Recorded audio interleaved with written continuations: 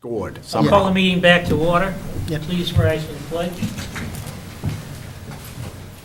I Pledge allegiance to the flag of the United States of America and to the republic for which it stands, one nation, under God, indivisible, with liberty and justice for all.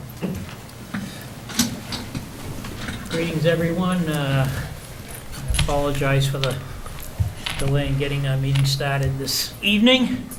And the first item on our agenda this evening is, want to pass over the minutes and we'll come back to them? Actually, Mr. Chairman, if I might, just as a suggestion, if we might just want to speak to the passing of Mr. Al Sylvia beforehand, first. I think it would be appropriate. Well, I mean, If you had some other...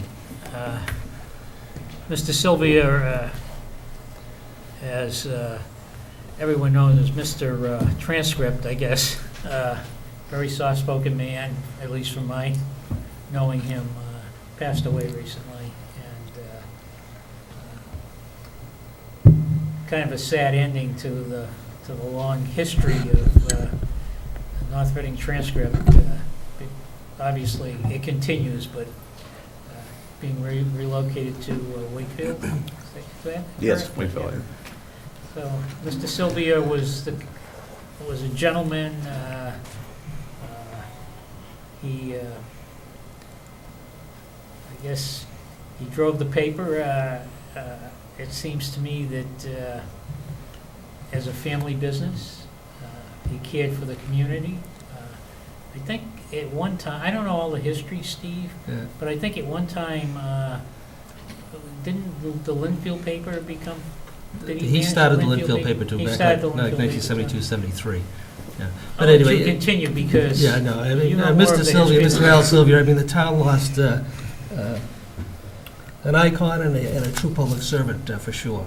But he was the eyes, the ears, the conscience of the community for well over 50 years.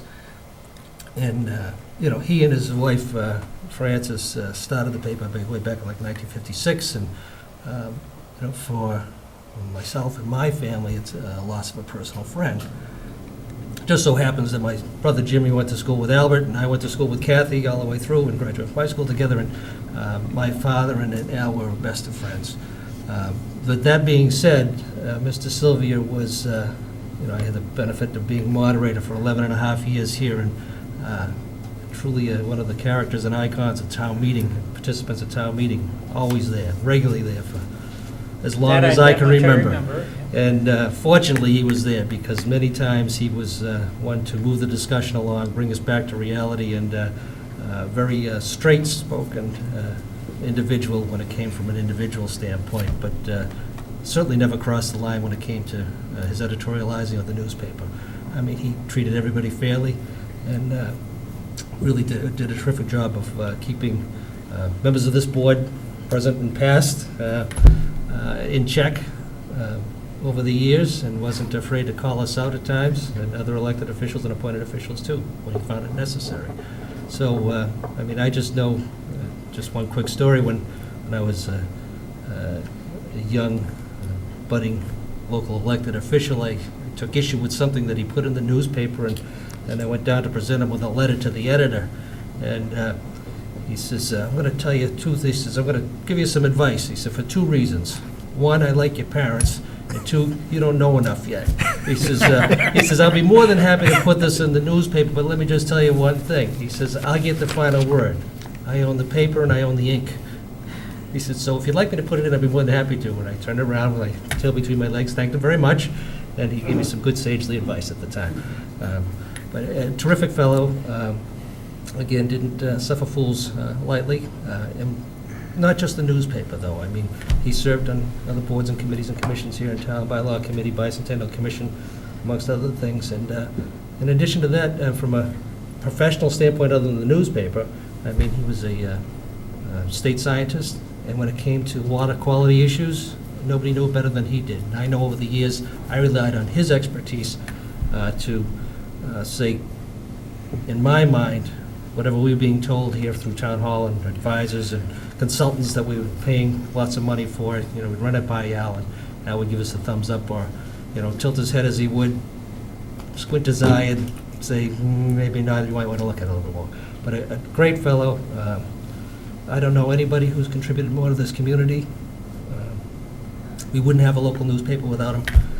So to Kathy and Albert, our condolences. And also condolences to the current editor of the transcript, Bob Touros, because I know very close with Mr. Sylvia. And if it wasn't for Mr. Sylvia, Mr. Touros would not be here today.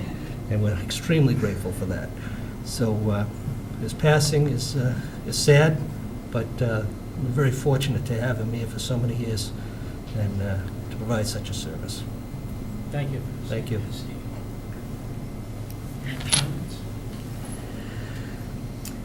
Now, Do we want to pass over minutes for now and come back to them? if that's the will. We're running behind and we have people awaiting. So next item on our agenda is to meet with the Community Planning Commission. No, Discuss. I think Mrs. Katz is next to Melissa. I'm sorry, she is. We were way past her time. Mrs. Stats. I will try to This is give our you the condensed This version. is our annual discussion over town meeting dates. No, No. That This comes is- later. This is the computer program. Oh, computer program. For, Sorry.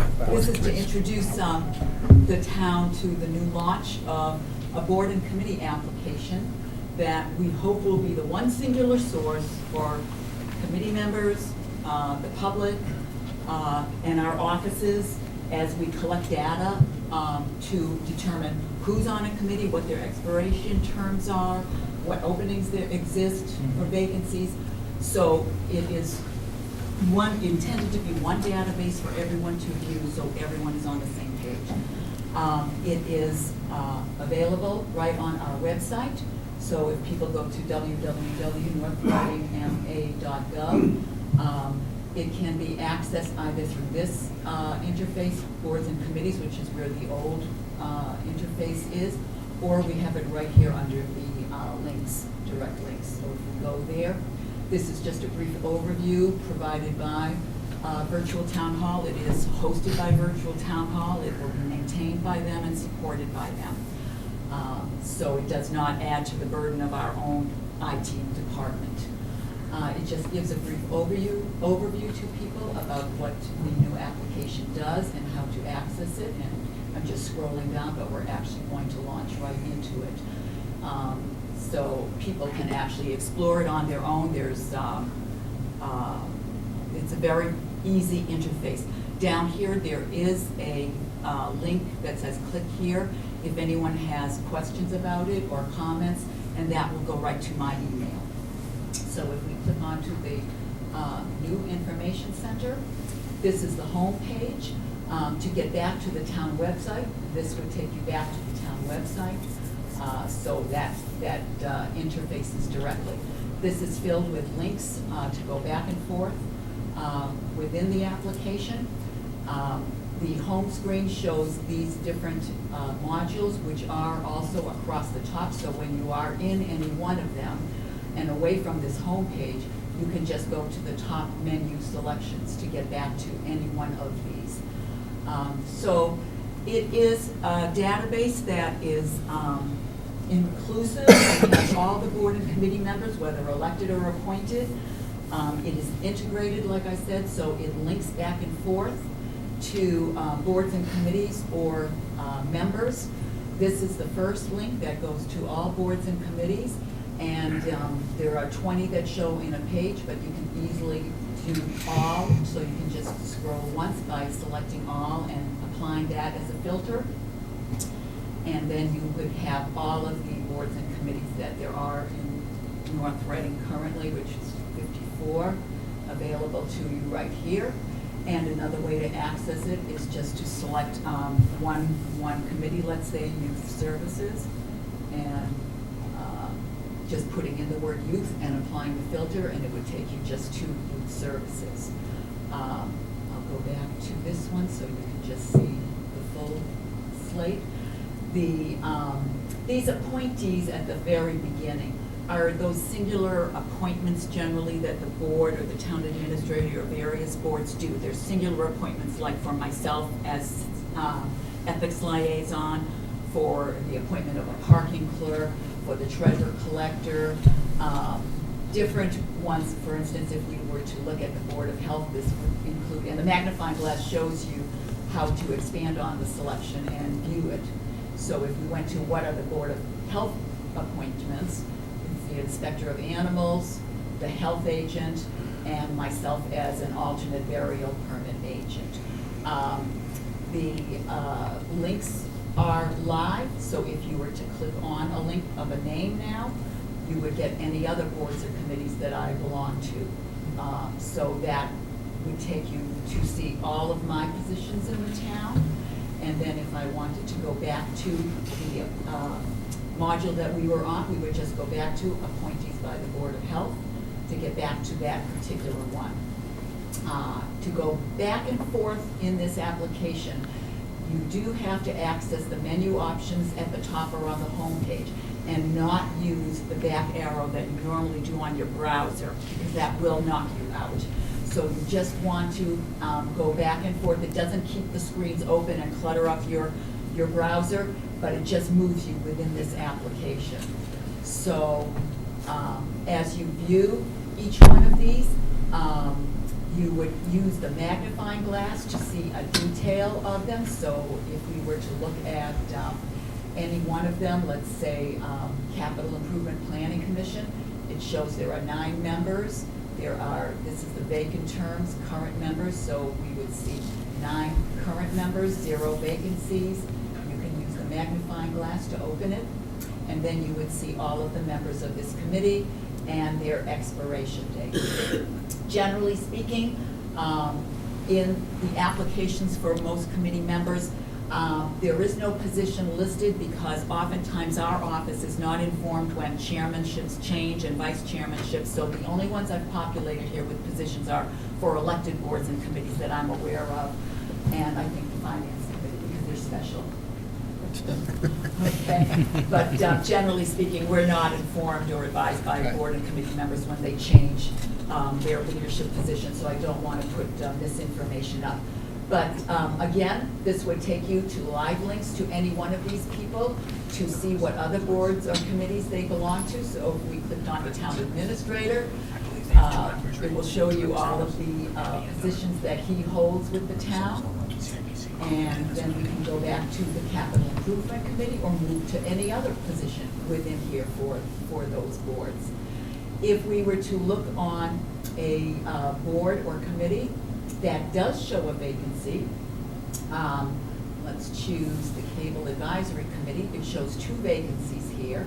So we go to the magnifying glass to search it, and it will show you that it has 2 vacancies with you can apply right here. It takes you to an interactive citizen activity form, similar to what currently exists.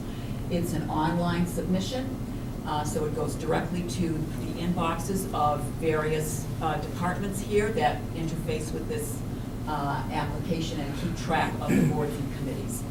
I can click onto it right now, and if you see it, it has the fillable spaces for name and address and phone numbers and email addresses, and a spot for people to list their background and their interest and anything, other comments they want to make, much as they do right now. Because we were on the Cable Advisory Committee and somebody clicked on to their interest in filling that position, this automatically opens up with that particular committee already checked off as an interest. So they can deselect it if they change their mind on that one, or leave it on and view other committees. So that is one way to search this module. If you go to members, this is an alphabetical listing of all current members on every board and committee. Again, this is able to be expanded on by viewing all records and applying that filter. And then you would have a listing from A to Z of everyone on a board or committee, whether it's one or many. You can also just search by name, so you can put in a name, and that's my name, and it would just go to my my committees that I belong to or my appointments. Again, in the member module, you can search by clicking onto the magnifying glass, and you would see what seat this is and what the term is for Mr. Allen on the Conservation Commission. And you can either go back to a member search, or you can click on the Conservation Commission from here and see the full membership of the Conservation Commission. And again, you can search, click onto any singular person's link to see if they belong to any other terms or committees. So that is the member link. There is a link for vacant terms, which is very helpful. And if we click onto that, it will show you only those boards and committees that have vacancies. And it'll show you how many vacancies exist on these boards and committees. By clicking onto the plus sign, it will show you, and I'll try a different one here. We don't want that one. Let's see. Okay, so we'll go to the Finance Committee and click on this one. And it'll show us that there is one seat open, that the next expiration for it would be in 2017. We can click then back to the Finance Committee itself and see who the other members are, and they are there. We had one vacancy, one person's term expired in 2014 after the town meeting finished. And so an applicant could click there if they had interest in this. Within each of the committees, we have tried to add, if we don't have a charge, some detail as to when it was formed, or if it falls under certain sections of the town charter or the town bylaws, or an explanation of what they do, something on here for some of the committees. This is a work in progress, so as we move forward, we will be trying to populate as much detail into this as we can. But the main thing was to get this up and running the first of this year, because we have been trying to get this singular database interface for everyone to use. So that is the vacant terms. And then if you go to expiring terms, this will be very helpful. And again, if you select any one of these, you can filter anywhere there's a drop-down arrow. So you could also filter vacancies just for Board of Selectmen appointments, or any one of these persons or groups, committees that do appointments. Under the expiring terms, again, it shows a list of board and committee members who expire on any given year. So we have a few still languishing from last year. One of them has been taken care of right here and tonight. And Mrs. Romeo has been sworn in, so she will be taken off this list tomorrow. And but it does show you exactly, what positions and which person still needs to be appointed, and sometimes it's just a matter of paperwork, but, because this is very few here, actually. If we wanted to go to 2015, you'll see a great number of them. Some of them are yearly appointments, but as you can see, all of these expire in 2015. And again, you can select it by, if you're just interested in the Board of Selectmen appointments that expire in 2015. Now we will just be viewing all of those. There are, under this module, you'll see some that go to an expiration date way out there. These are for committee or board committee appointments that are indefinite. They are no end to them. The system puts them in as 99-year appointments. It needs a definite term, so it lists them as 99 years if you look elsewhere on the module. But there are different dates here because it just depends on when they were populated into this program. So those are just far out there, but the ones you would concentrate on are the ones that are 1, 2, 3, or 5-year appointments from the date of the inputting of this data. And again, it can be filtered by any of these areas, anywhere you see a drop down. Anyone interested in a board or committee, or just to have an application on file, can just go right to the new citizen activity form. And again, it's just the same as the one you already saw. There's nothing checked off on this one, so people could just make their choices and submit it electronically. The ones that have an E are elected positions, and there is a notation up here that it consists only of elected officials, and they need to contact the town clerk's office for information on those. So that's, I think that's the long and short of it. I'm trying to get through this because I know you have a big agenda tonight. Okay, this is This is cool. a giant step. It is forward. Oh, a yeah. giant step Yes. forward. I can't tell This you. qualifies as a quantum leap. It is. It really, really is. Barbara, I have one question. Yep, Who manages this? virtual town hall. No, I'm sorry. Oh, I'm sorry. I will be. Only the town clerk's office is? I will be the singular person, our office, to enter data, to update it as far as members sworn in, members removed.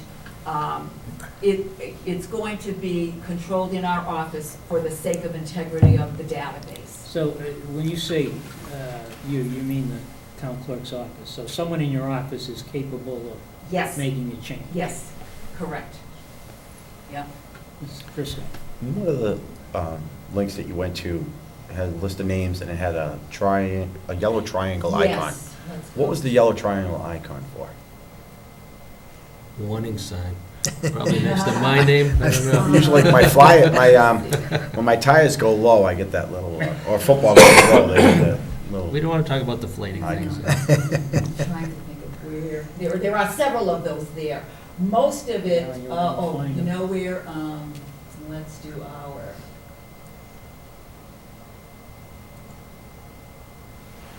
No, it's not here. Go to the Cable Advisory Committee, because you did that, it might be on there. Might be there. That is a flag that No. they're, no, let me think. I'm trying to think. It's a committee that doesn't have enough members for a quorum. But it was Okay? actually next to somebody's name at one point. It was next So to does that somebody. mean that they've been expired probably? If they had an expired term? It could be that. Okay. Let me see, okay, then I will, That makes sense. it depends on what module you're in, excuse me. It's fine, I was curious what it meant.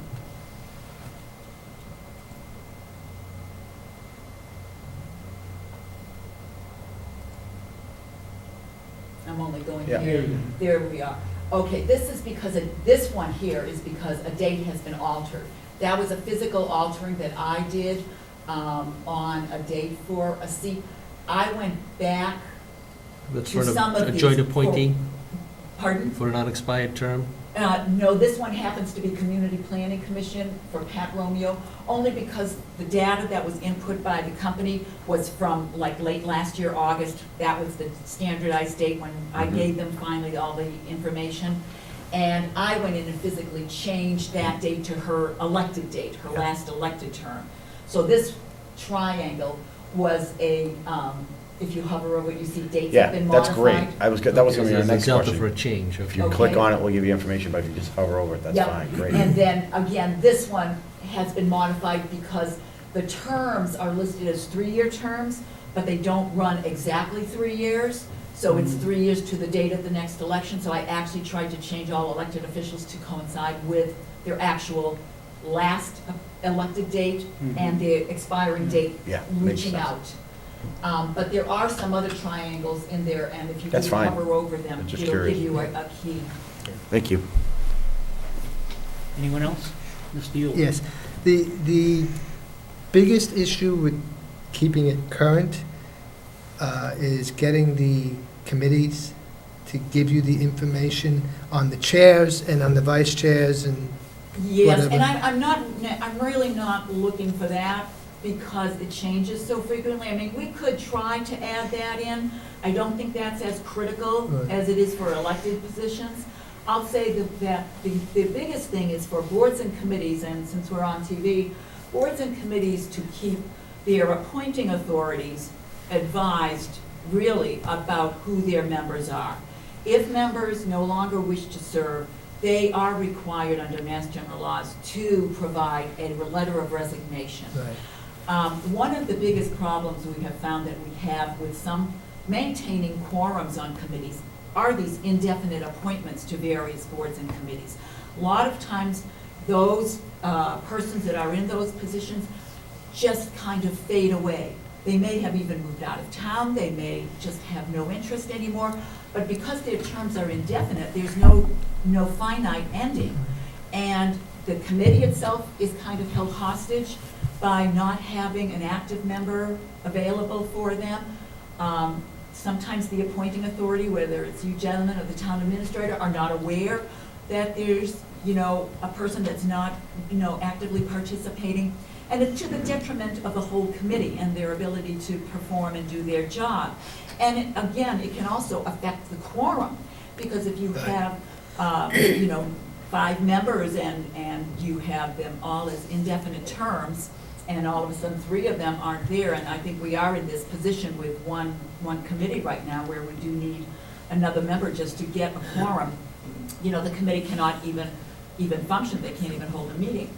So indefinite terms are quite problematic for the boards and committees themselves. It would be nice, and I don't know if there's any history for that, for why some committees are indefinite and some are, have definitive terms. That's something that would take a lot of research, or if it could be something that could be addressed. Another issue that happens is that when a term expires, or when a person vacates a position, I guess I should say, oftentimes the appointing authority appoints a new person for a new term, so that instead of filling in the current term, which has an expiration date maybe of just 1 year out for a 3-year term, but the person that held that position expires after their 2nd year in it, the board or committee that appoints to replace that person will fill it for a new 3-year term. And we lose the integrity of having staggered terms on boards and committees of, if it's a 5-member committee, 2 of them expire 1 year to another, and the 3rd one on the 3rd year, or the 5th member on the 3rd year. And you end up having oftentimes all committee members expiring, at the same time. So that's detrimental to the benefit of the committee, because if you have all these members expiring at one time, you could again lose your quorum and be unable to attend meetings. So on this module, it will be clear whose term expires, and that when you fill a vacancy, you're filling it for that term, whether it's 1 year, 2 years, or a full 3-year term. And hopefully that as we view different boards and committees, if we do see a lack of staggered terms, when we do go to fill them, that perhaps we can start making them staggered and just appointing people for 1 year, 2 year, or 3-year terms. And when you say "we," you mean us? Yes, I do. Thank you. Thank you. Yeah. All Yes. of us. Yes, Come yeah, on. well, I mean, it's, Every appointing authority, not Right. just yours. Right. The town administrator has appointing Right. authorities, those various boards and committees, they have, some appointing authority to, subcommittees, things like that. Right.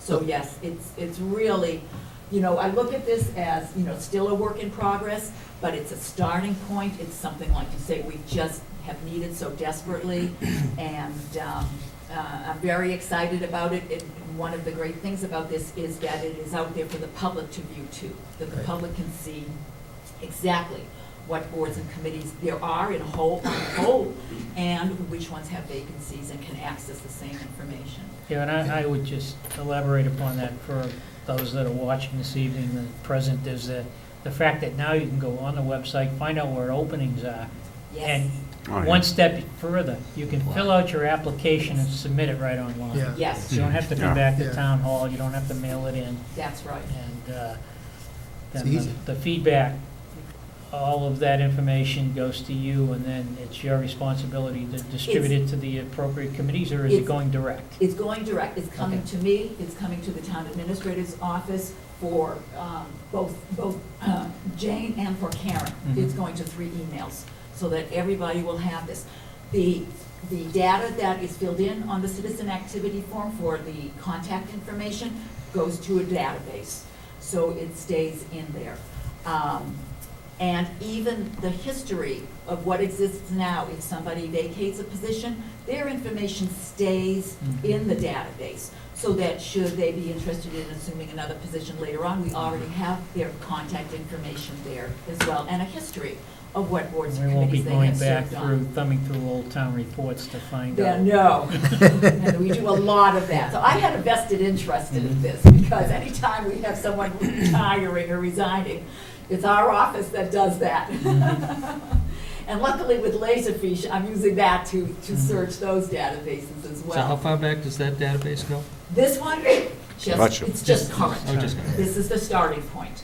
We're not going to fill in history on previous members at this point. I'm really interested more in filling in information about the board and committees themselves as a whole, a charge, the date of inception, things like that. So, you know, there's, if we were to look at something like land utilization, there's a history here that tells you when they were formed. It's under the general code, the general bylaws, chapter 98. It tells how many members there are and, you know, just general information. But it gives people a point where they can go and look on the, into the code book too as well, to find out information about this committee. So unless there are any other questions, Thank you very much. Thank you, Thank Barbara. you. you're welcome. That's really nice. It's really nice. I think Yeah. you will enjoy it. And I just have one more thing as a reminder to all of you, is that our code book is online as well. And don't forget to access that and utilize that. Sometimes I hear this board discussing the code and what is in it, and you can look it up right here on your iPads while you're having your discussions. Before we call you. Before, so you can have instant information at your fingertips. These are great tools that we have, that we spent money on, and the public has access to this as well. It's right on the website as well. So I just hope everybody will use it and give us some feedback. It is currently being updated with different, you know, updates that will allow us some more latitude with the data, like exporting it to an Excel spreadsheet. So I'm looking forward to those enhancements. That will be just strictly on the administrative end of it, but it certainly will be an enhancement to being able to use that as another database. So, thank you for your time. Thank Thank you. you. This is wonderful. Thank you very much. Really good. Good night. All right, so we'll pick up the minutes after we finish the main agenda. Meeting with the Community Planning Commission. Could you have that on there, Mike? It's on there, yep, right in the middle. Prisco? Yes. I put together just a couple slides to help us navigate through the discussion. And one of the main reasons this came up, Danielle and I have been working together for quite a while now, talking about the EDC. And what came up is when we were setting our objectives, as you can see here, establish an economic development plan with the CPC. When we started going looking at it, we were trying to, when we've always talked about creating an EDC, when we were starting the process, we come across this subcommittee that never really got off the ground. And during the discussions, when we started looking into the subcommittee, it somewhat is an administrative challenge. So when there's appointments that need to be made, every time there's something little that has to be done, we have to actually get both committees together. Sitting in this room, we have to post a meeting, and then we all have to make the decisions. What I'd like to present tonight is an Economic Development Committee, and I did some research of what other cities and towns do. They have economic development committees. They don't have subcommittees. And what they do have is a subcommittees under the EDC. They do form subcommittees under an EDC, but they don't have just an overarching subcommittee like we have structured, that we never really got off the ground, but we did put it in place. And that's what I'd like to talk about tonight. And as you can see here, and I did send everybody a sort of a draft policy that I exchanged with, that we put together with Danielle.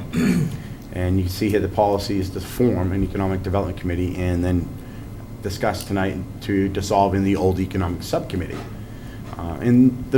What this committee will focus on is advising the CPC, the BOS, and the town administrator on matters that are related to the future economic development in this community. And it will be administratively controlled through the CPC. So if you have an appointment that comes in, it's going to go to the CPC. They will take the appointments, they will do the research, and then they will forward those appointments up to the Board of Selectmen to make the appointments.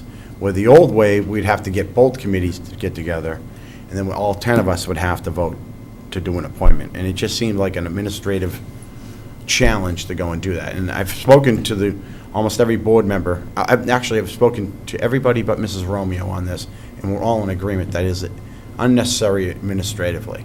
And they all are in favor of this type of structure. The When other, you say all, you're talking about the CPC. except for Mrs. Romeo, I've not spoken with her directly. Because we have not had this discussion. Right. That's correct. That's, the purpose of this being on the agenda is so we could have this discussion. This wasn't something unilaterally being decided. There wasn't anything behind the scenes going on. The whole intention of this, and that's why I asked it to be on the agenda. Is that clear? I just want to make sure before I go any further. There was no decisions made at any point. Well, what's interesting is that we had a discussion at our last meeting, and what we came to a conclusion, I thought, was to talk about, first of all, take a look at what the charge was previously, because Right. maybe other than yourself, and no one else had been familiar with what it was, and as I stated at the time, it's probably been a year and a half since I looked at it myself. And, what was the charge, what was the purpose, what we were gonna do, how was it gonna be done, and all that, because, again, it wasn't, to my recollection, as to what we were gonna do. And I thought tonight's discussion was to talk about the charge to this committee, and what groundwork had been Right. laid previously. There was no discussion of a dissolution of a subcommittee. Again, Excuse me, there was no discussion amongst its board members of a dissolution of any committee. Yet in our that is packet, absolutely not true. That is not true. At the last meeting, I asked for this to be on the agenda. not a dissolution of the committee. Okay. And again, I went back even as recently as this evening, this afternoon, and watched our meeting. There was no discussion. There's nothing in our minutes about potential dissolution, meeting with the CPC to dissolve what's already been established. What's the point? I'm not sure what the well- point is. No, there's obviously a point associated with your direct questioning on this. No, you're the one who just said, is that we're on the same page, and my point is, no, we're not on the same page. This board has not been consulted at all, and even been asked to consider dissolution of a committee, of the subcommittee. At the Well, last the way- meeting, at the last Mr. Larry, meeting- I asked for this to be on the agenda so we could discuss it. Discuss what the charge was going to be. Correct. What the previous charge was.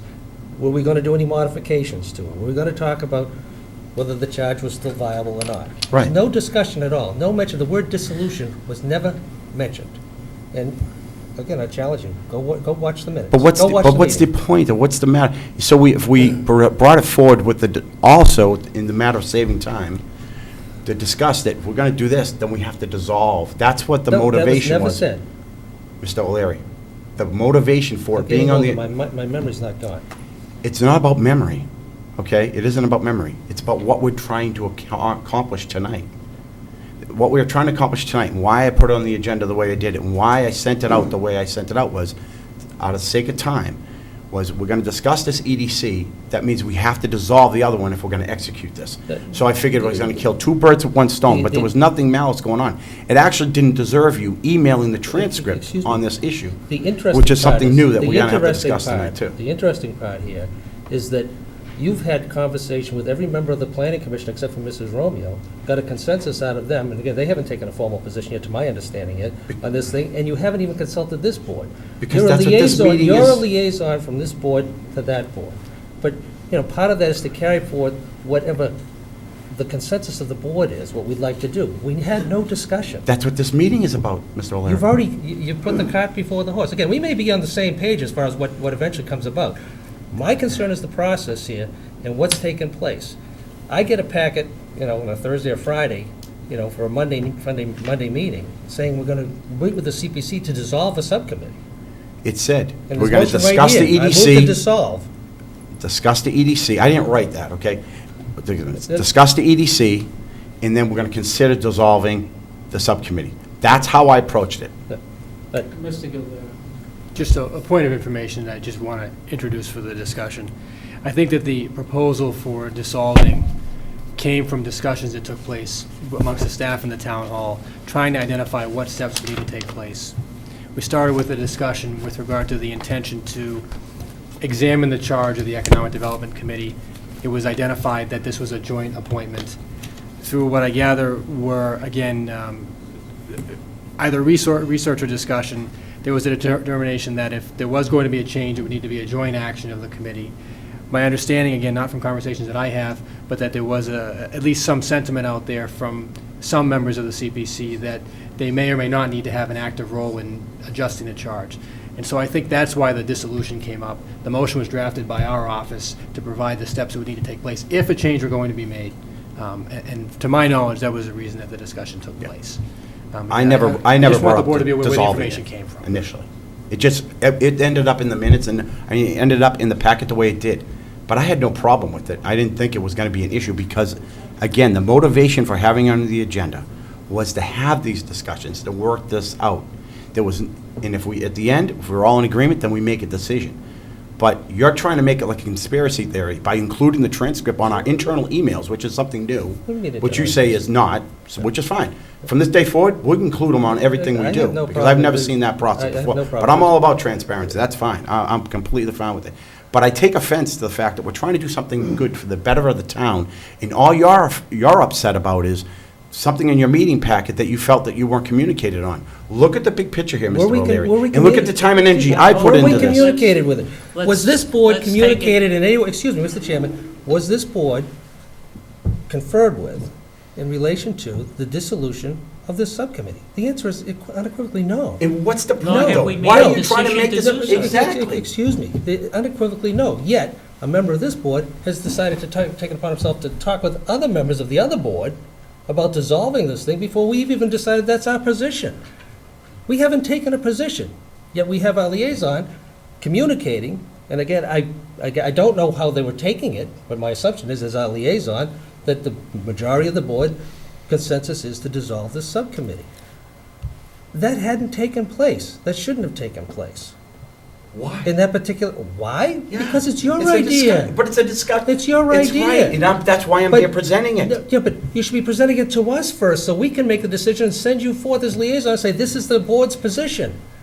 Now, as far as what we can and can't do, the charter is rather clear. I mean, the reason the CPC is involved, and actually, they're more involved than we are. Their charge under the charter is to take care of the economic development and all that those sorts of issues, not the Board of Selectmen. They basically were kind enough, if you recall, all the correspondence, it was a joint appointment, but all the correspondence under the last subcommittee proposal was going through the Planning Commission's office. All the applications, there would be a joint appointment, but all the applications and everything was to be handled through them because that's their charge under the charter, not ours. Not ours. It's theirs. So, again, so the process is what's bothering me. You say you're transparent, but the transparency part is you left us out of it. That's not true. Well, I don't, It's not maybe true. you left me out as one member, because I have had no I talked discussion about it- publicly or I privately. talked about it right here at the last There meeting. was I no- asked for this to be in the agenda. I challenge you to watch the meeting.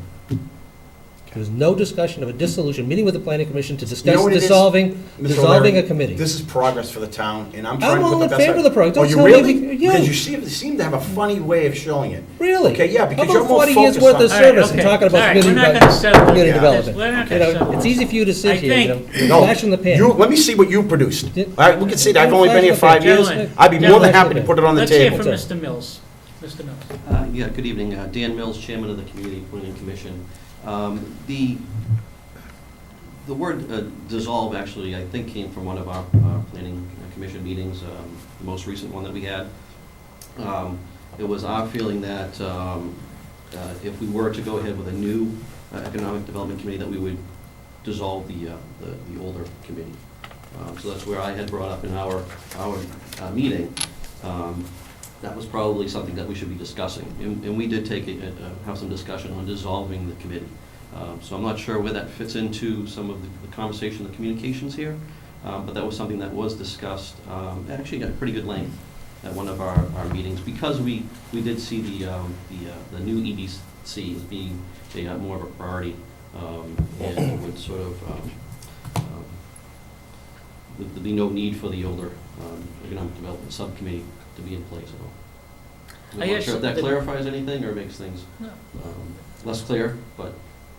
The question I have is that, and what came out of the last week's meeting was that there was a need to develop a charge for an economic development committee. And whether it's the existing committee or a brand-new committee, from my perspective, the charge is the most important thing. Agreed. And then decide what to do with, whether it fits within the current setup of the so-called current subcommittee, or whether we need to reorganize that into something.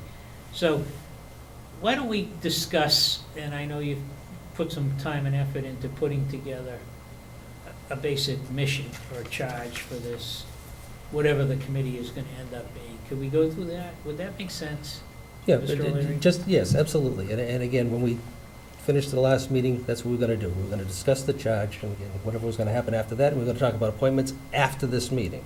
But just as a matter of importance and point here, is that under the charter, the Community Planning Commission, Section 382, Commission shall be responsible for the physical and environmental planning of the town. It shall serve as and shall exercise all powers and duties of the planning board established under the provisions of general law, inclusive of the general law. And then in 385, the commission may appoint subcommittees of volunteers to assist in carrying out its duties. And then under the Board of Selectmen, it's important to note,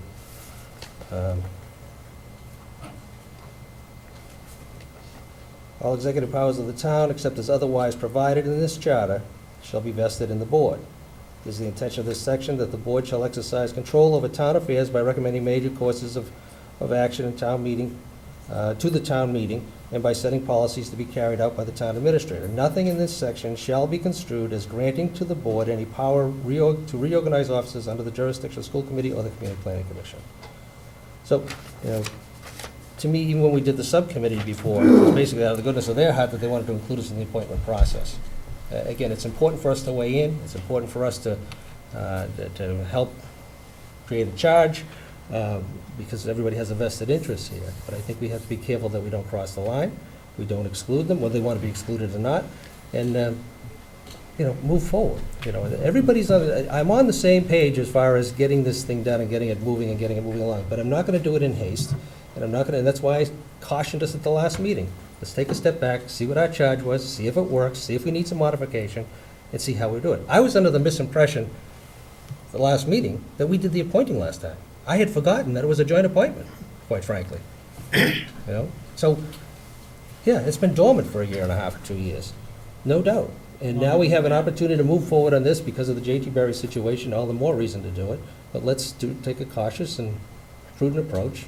And I agree with the chairman, the charge is the most important part, so let's have that discussion. But you keep making this impression that I am trying to cut the CPC out of it. The only reason I'm giving this presentation or taking and putting so much effort into it is I'm trying to assist Danielle in this, that's all. And since I'm sitting up here, I'm presenting it, but they could equally have presented this whole thing.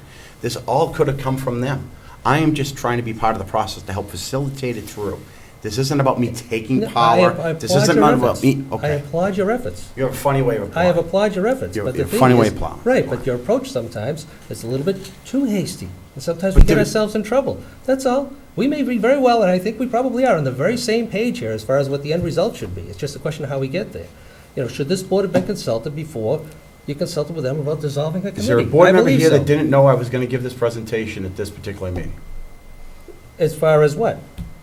We were going I to talk mean, about EDC. No, not me. No, talk about EDC, I know, but until I got the packet, I didn't know anything about dissolving Well- the committee. That happened internally.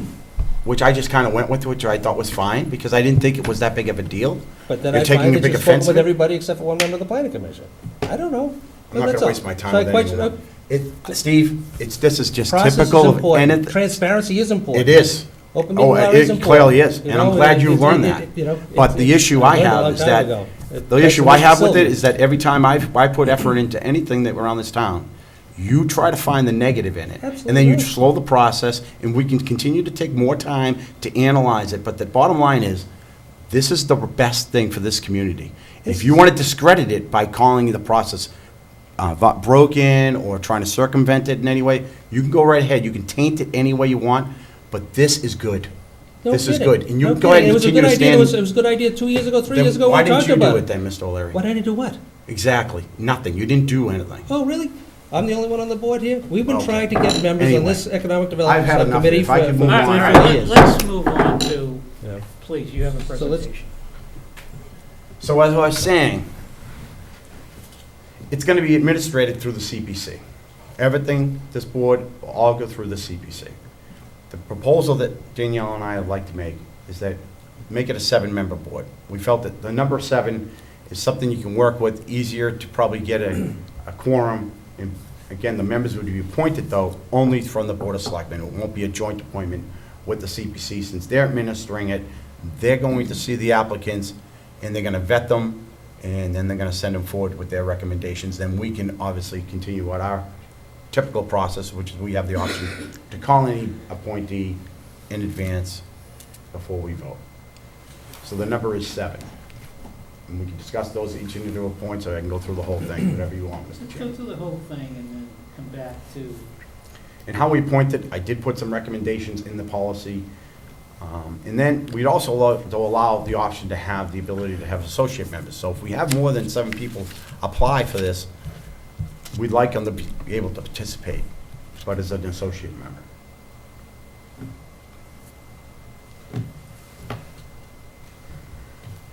So here, the purpose and the charge for this EDC would be to develop an economic development strategy consistent with the town's community development and master plan, which gets, I think, the master plan gets updated every 5 years? 10. 10 It was years? 10. In the objectives that we set and that the CPC is setting as well. Develop the plan for the reuse of the J.T. Berry.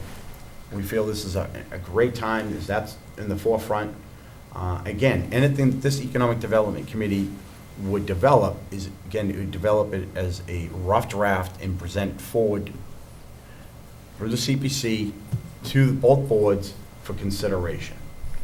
And I'm sure when we get into the J.T. Berry, that's going to be a little more in-depth, and then in those particular discussions, we'll probably have many joint discussions with the CPC. We talked a lot about tax incentives in this town, and if we're really serious about making some real progress on redevelopment, we would like this committee, this Economic Development Committee, to look at some local tax incentive programs to stimulate some of the owners that have commercial property today that are somewhat undeveloped or abandoned, to try to motivate them to make the investment.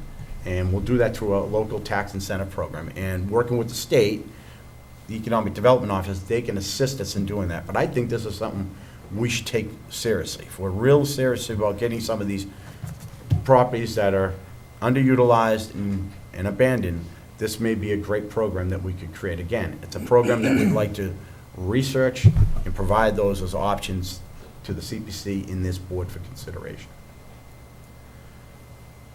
We'd like to work with the state a little closer because Danielle does a tremendous amount of effort, but there's a lot out there that she can't do. She has a full-time job, so economic development, yes, is some portion of her job. So having a committee that can assist her in looking at the other state and federal grants that are out there for economic development, I think would be very valuable for this town, especially when we start talking about infrastructure. We know there's a bill out there with some infrastructure money for water. This Economic Development Committee could actually do some of that work, some of the heavy lifting on those things. I think that would be add a lot of value to the town. We feel it's pretty important to establish an aesthetics beautification program. You go up and down Route 28, I think there's nobody in this room that will argue the fact that there's no consistency to the beautification of the properties. So if we could try to establish an aesthetics beautification program, I think it's great. And maybe even tie it into the local tax program, I don't know. But my research that I've done, a lot of the towns around us, and now some of the cities as well, they have these programs, and I think they're beneficial for us to consider. This committee would provide an advisory role in any matter associated with economic development. I think it would be great. If you look at the people that are applying, some of them are businessmen, some of them construction, some of them in real estate. I think they can provide a great advisory role, something we don't have today. We'd like this committee to establish a dialogue with the business community and the business owners, and especially the major commercial property owners. That has not happened. It is something that Danielle has talked a lot about, and that she feels strongly that this would be a great committee to establish that and get that dialogue going. We tie it in with the chamber as well, and have them part of those discussions. I think that's an important part of the charge. Present funding options for ideas. So if we want to do some marketing, which we feel is something important for North Reading in the future, to have a marketing program, and that's going to cost some money, that is just one example. We would also take the efforts to go forward and look at funding options to fund any of those types of activities. And then to meet with the state legislators to identify available economic development funds. It sort of ties along in with the grants that are out there, sort of do those in conjunction. And let's see. And that's it. That's all I had. That's sort of a summary of what I put together in a policy and I sent out for everybody's review. Discussion? Where did Jeff go? Oh. Danielle, I don't know if you wanted to come up, or Chris, and either one of you wanted to provide any insight to a little more expansion off of what I presented. It's up to you. I don't want to put you on the spot. I just don't want you to feel like I'm leaving you out.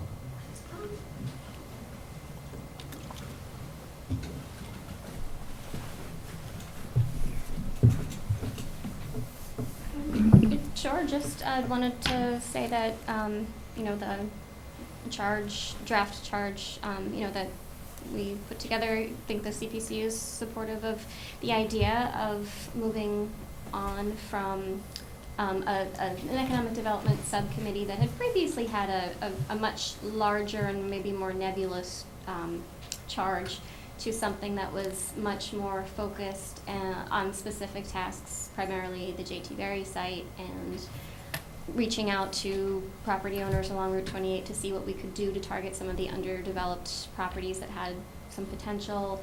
I think those are areas of focus that the CPC is very interested in pursuing. I think as a board, our last discussion about it, I think there was general consensus that we were happy with having, my participation in a staff role and a CPC member participate in a board role. And I think we are generally in agreement as to how this is being proposed. So. Yeah, who wants to say something? Mr. Mills? Yeah, just to elaborate a little bit, we don't want to get hung up on the appointment issue. I certainly respect Mr. O'Leary looking out for our board's interest. We think it's important that we do streamline the process to the extent we can. We certainly don't want too many cooks in the kitchen and having to come back and forth and continuing to have both boards present. We think that will be fairly represented on the board. I believe one of the stipulations would be to have one of the CPC members as one of the members on the board. So again, we believe we will be fairly represented. We'll be involved with the process. We'll be in communication with this committee constantly. We'll be administrating it in some fashion. The topic of the budget does come up. We want to just be clear on where these some of the funds would come from to support this committee. So that would be an important topic to continue discussion on.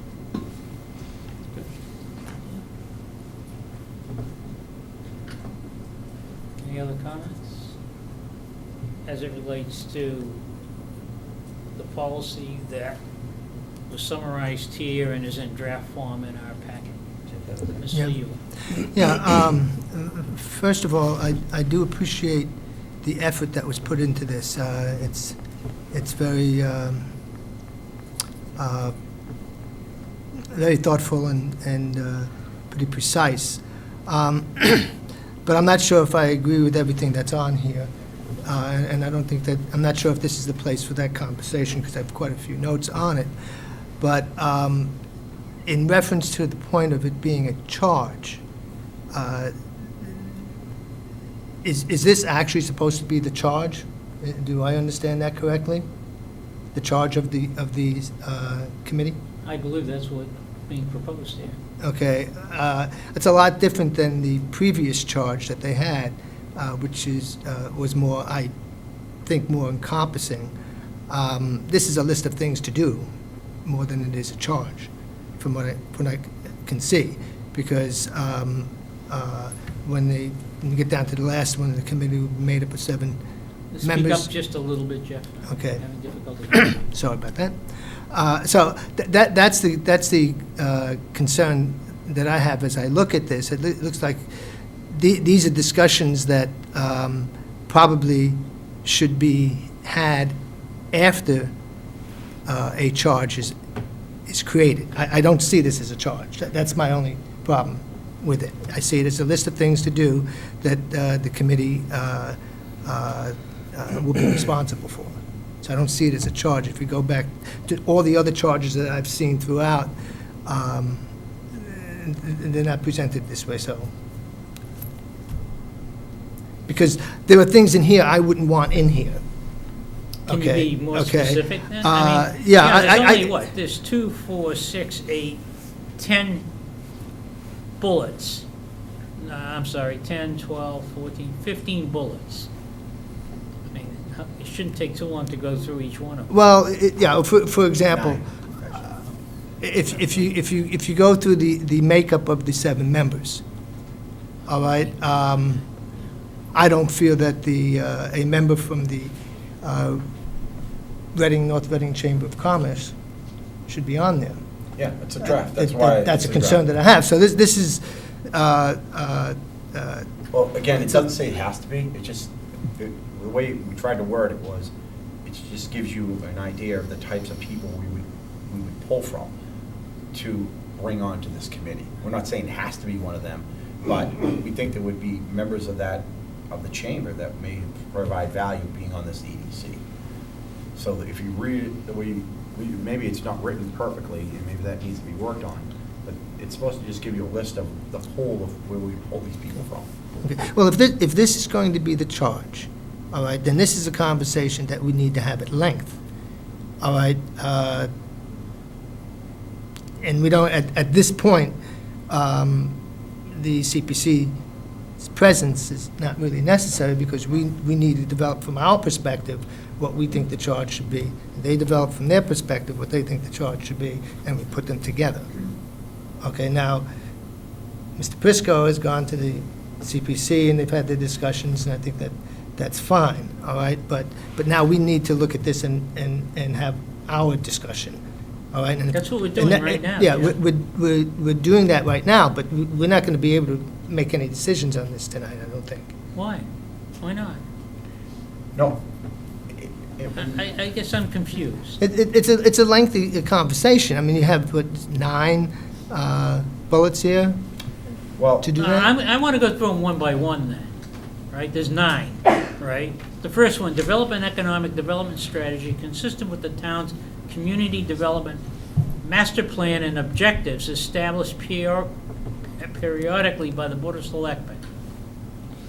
I have maybe you can, probably won't show a second, but in relation to this list here, I mean, they're specific and they're, but they're general enough too, like it doesn't say anything about sewerage and looking at, doing certain sections of town and things of that nature, but that doesn't preclude it from being, I don't believe, and Michael, you can correct me if I'm That's wrong, correct. Danielle, that it doesn't preclude that type of discussion by the Economic Development Committee or Commission, or whatever it's going to be, to discuss programs that become available for sewerage, or the need for it, or and those types of things. Right, because Correct? that's part of our master plan and our objectives that we looked at it was, when you look at that, develop the economic strategy consistent with the town's community development and master plan objectives, we felt that captured the infrastructure for water, wastewater, stormwater, those things that could affect our, That's what I wanted to be clear on, is that this really does capture all those, what they call water,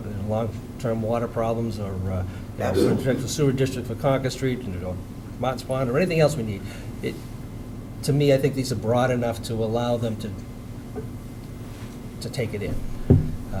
Rather than, the previous charge that we had was a little more specific on some of those areas, as opposed to, this one is a little more general, that allows it to be discussed. And I just want to make sure that that's what the intent is that you and Danielle are and presenting. I have looked at several other towns, and this is a very similar structure, policies that the other towns have. You could probably, yes, I understand what you're saying, you can drive a truck through a lot of these, they're so wide, but they. Which is okay. In that, we talked about making this a 4-page, 5-page document, doesn't make any difference. And we felt making it a little smaller, easier to understand, and more encompassing by the charge, by telling the Economic Development Committee, your focus is to go out and grab that master plan, open it up, dig through it, get the objectives that have been set by the Board of Selectmen, set by the CPC, things that the town administrator wants to try to accomplish as well. This is working with the DPW, there's a lot of stuff that Mr. Cannavale and his groups are doing in their studies. It captures all that. That is one of the bullets, actually, that, I kind of went back and forth in my head, is all the stuff that Mr. Cannavale is doing that is associated with the infrastructure, but I think it all falls back under the master plan, if I'm not mistaken. I think the one item that's specific here, that's not broad, is the berry. The berry. Right. Yeah. And I only put that because it's just real time. I was even thinking about putting one in there under the water, but I think we're so far ahead on that water, I'm not sure the Economic Development Committee can really do anything with the water, but I know it has an impact overall on our economic development, so if we want to build a hotel in North Reading someday, I we're think going to it's have the the water waste- source to provide I it. think it's the wastewater. It's Yeah, in the- but we are, in and the that's under our critical master path plan. of economic development. Just in the charge, just in relation to the membership, the board shall appoint members and shall give consideration to members representing these groups. I don't know if it's a typo, but why Reading? Yeah. Did I write, I meant Reading in North, I meant the chamber. You have the so- chamber, you have a member or designee from the Reading North, 1, 2, Yeah, bullet 3. The third, bullet 3, merchants or Oh, businesses I don't know from the why. downtown area of It's supposed to Reading. say North Reading. Oh, good. It's just a typo. What do we consider the downtown? That's Yeah. Ryers, or the former Lose Mobile, and That's the a good Hornets Nest? question. Yeah. Or Route That's, I mean, 28? yeah, I mean, we have it downtown, and, I just put it in, we don't have to I work think the we way. think of downtown as I think the of center of downtown, town. the center of town is Ryers. Yeah. And It's Route 28, that's Main I Street. think of that as our Yeah. business That's, district. I mean, again, it's just a draft, we can put it in any way you But want. The, I mean- excuse me, the Park Street from Ryers to just past the high school, that whole area there, is that the west side? South side. South side, the south side is all business, correct? Up to... Yeah, from Ryers all Just, the way from to about the high school. From about Oakdale Road, all the way up to Washington Street. Right, that's all business district? That's general On that- business. that That's side? general business. And again, when I wrote this bullet, Local business. Local Right, business. Okay. yeah. Thank you. when Local I business. wrote this bullet, I was thinking, when you look at Duval Roofing, that is in the business community downtown. We look at a big green fence. And no offense to them, I mean, it's. I'd rather look at the fence than what's behind it. I understand that, but it would maybe, and it's talking with a few other people in town, there is an option, maybe there's an option where we could find another piece of land that's available and just swap. And we can maybe redevelop that someday. Those are the kind of things I think an economic development committee could do. And just throwing out there as an example. That's why I try to write this bullet up for that downtown area, because there's some businesses down there, and these are a few homes, I think, that are in the business district that are residential / commercial. That maybe we want to have an economic development committee research that and see if there are options. That's all. I mean, it's time somebody looks So at it. you actually did meet. I did, but I didn't mean to write Reading. I don't know why. Well, I mean, I probably just a Well, I typo. don't know But if it's a model off of the You know, writing proposal. The other thing is, I didn't think there was anything wrong with writing downtown. What's the rationale behind the designee from utilities, including gas, electric, internet, cables, others? Well, because, you know, when I was really worried about the water situation. That's what kind of made me put that in there. Right now, we're under a limitation on how much water. So we've tried to do a redevelopment somewhere, and it's a business that requires a lot of water, or requires more power, or requires gas where we don't have gas. We only have gas in certain parts of this town. Those are the discussions we'd like to bring in, those utilities into our redevelopment discussion. Because those properties that don't have natural gas piped to them, well, maybe we may have to research what that investment would be. So that's the kind of thought behind putting that bullet in there. Or the water. I mean, the electricity, yeah, that's probably not gonna be a big deal. It's Or everywhere. NORCAM, and Yeah, but I just threw it all in there to make sure, we, you know, that's what it meant, make sure everybody understood what I was talking about. But it was mainly the water and the natural gas. Nothing associated with the pipeline, by the way. You know, not in favor of it, it just, natural gas overall is a very important thing to some businesses, as it's affordable. And homeowners too, I know. Mr. Chairman? Mr. Yule. Okay, yeah, a bunch of questions here, but let me just stick with the makeup of the committee. All right, there's 7-member. I guess that just evolved. You talked about a few things, and then 7 members? you wound up with 7, and that seemed to be We the talked about it number. because, you know, as you know, Jeff, that when you go to your meetings, you try to run a meeting, if you have 2 or 3 people don't show up and you don't have the quorum, it makes it a little challenging. So we looked at it this way, we can definitely get 4 people to show up, to have a quorum, to keep things moving. We felt any number bigger than that would become a little more challenging. But again, we only threw the number in there as a discussion. We had some discussion on it. We said, let's put it forward with our rationale why. We want to make sure that we have the ability to have a quorum, because again, these are busy people. You know, not everybody can make every meeting, and we don't tend really to meet a lot. You know, with the J.T. Berry stuff coming up and some of the things, maybe we'll have few meetings initially, but once a month, I can see them meeting. It's up to the CPC. I know you guys said you're gonna have some discussions about it. But again, that's really based on the quorum, Jeff, why we picked 7. Okay, yeah, good reasoning. And let me preface what I have to say by simply saying, a lot of work was put into this, and it's very easy for me being a Monday night quarterback, and I don't want to do that. No, it's okay. But That's okay. But I had some. This is not perfect, yeah, I know yeah. that. So, And Jeff, if you know how to write these up better to establish a committee, I'm all for it. If you want to write a mission, we even talked about maybe potentially drafting a mission, but I thought that maybe that was something that the committee, that maybe the board wanted to discuss, or do we even really particularly need one? I thought the charge really covered it, so I will admit that I was the one that put the pressure on not creating a mission, but, you know, it's open for discussion. That's what this is all Right, about. which is good. Having this will lead us to, if we want to do a mission or something like that. But with regard to the membership, okay, with the North Reading Chamber of Commerce, they're a great organization, but I feel there would be a conflict of interest by having whatever we're going to be doing in this town, to have it be discussed and shared by a representative from that chamber. Reading has their business to do, and North Reading has its own. So I would be concerned with that. Towns do look to develop, and if they find out another town is going to do something, they might change their thinking, you know, and that's always a possibility.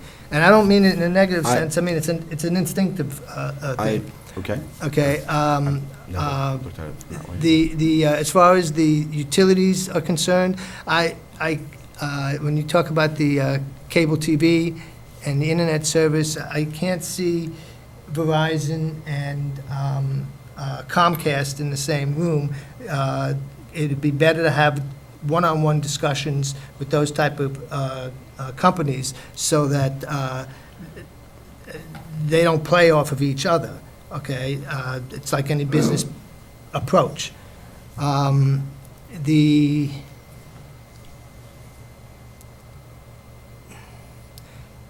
going back down to the requirements, what we're looking for, people to have certain types of experience and knowledge and, finance, business, economic development. I think that's great, and that's very important, but I do think that there probably would need to have somebody on there who was just simply a property owner who would be concerned, whether they have expertise in anything described here would not be necessary in their case. They're a property owner and they're concerned about their property and how the decisions by this committee would impact their property. So I know it's very good to have all that expertise, but sometimes we have to have Well, a simple. Let me just maybe clarify one thing. This committee is only going to provide opportunities that have to be considered for this board and for CPC. And then if something's decided on and something's going to go forward, or whatever that business is going to do in regards to development, and they have to go through the process. They have to, apply their permits and go through that and go through zoning and all that. So we're not going to circumvent it. This doesn't circumvent anything.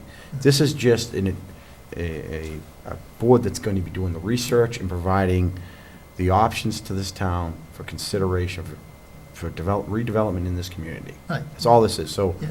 I'm not sure if that, Well, because I'm a little just confused being on your part of- comment. Just the property owner being part of the dialogue. I mean, usually what happens is that a process that we go through, and it's long and it's laborious and so on, by the time it gets to here, you find out that property owners don't want it. No, it's fair. And it's kind of late for them. I wouldn't They're in rule the them out. You're part of the dialogue That's fair, first. that's a fair comment. So, that's, let's see. Yeah, I think that's pretty much it on that, on the makeup of the Economic Development Committee. So those are my thoughts on it, for what they are worth.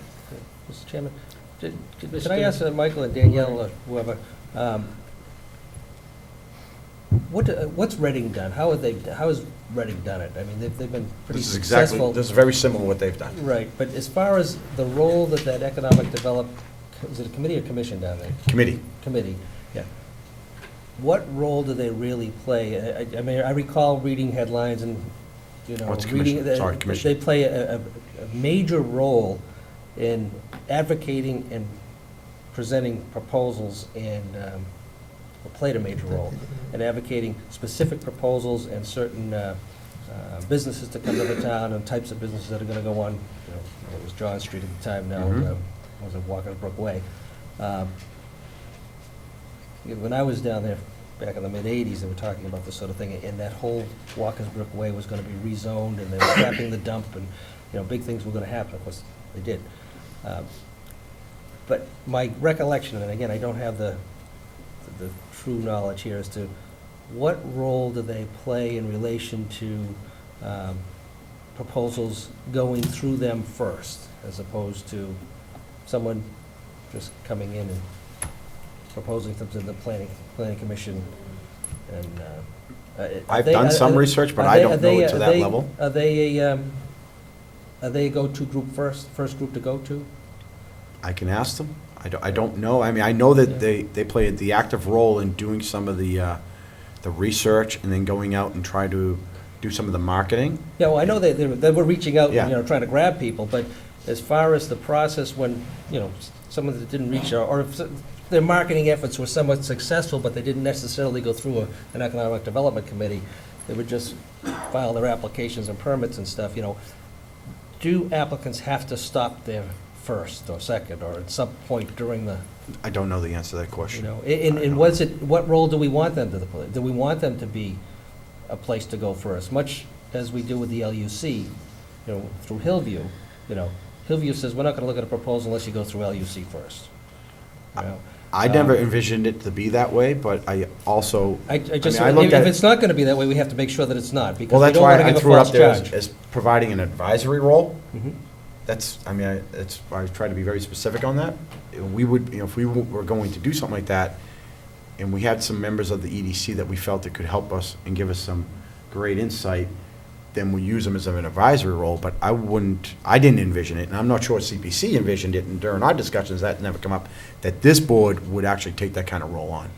I just see, and I've been here a while, see that roles evolve, obviously, and sometimes the evolution isn't necessarily so favorable, and it creates conflict with the elected boards.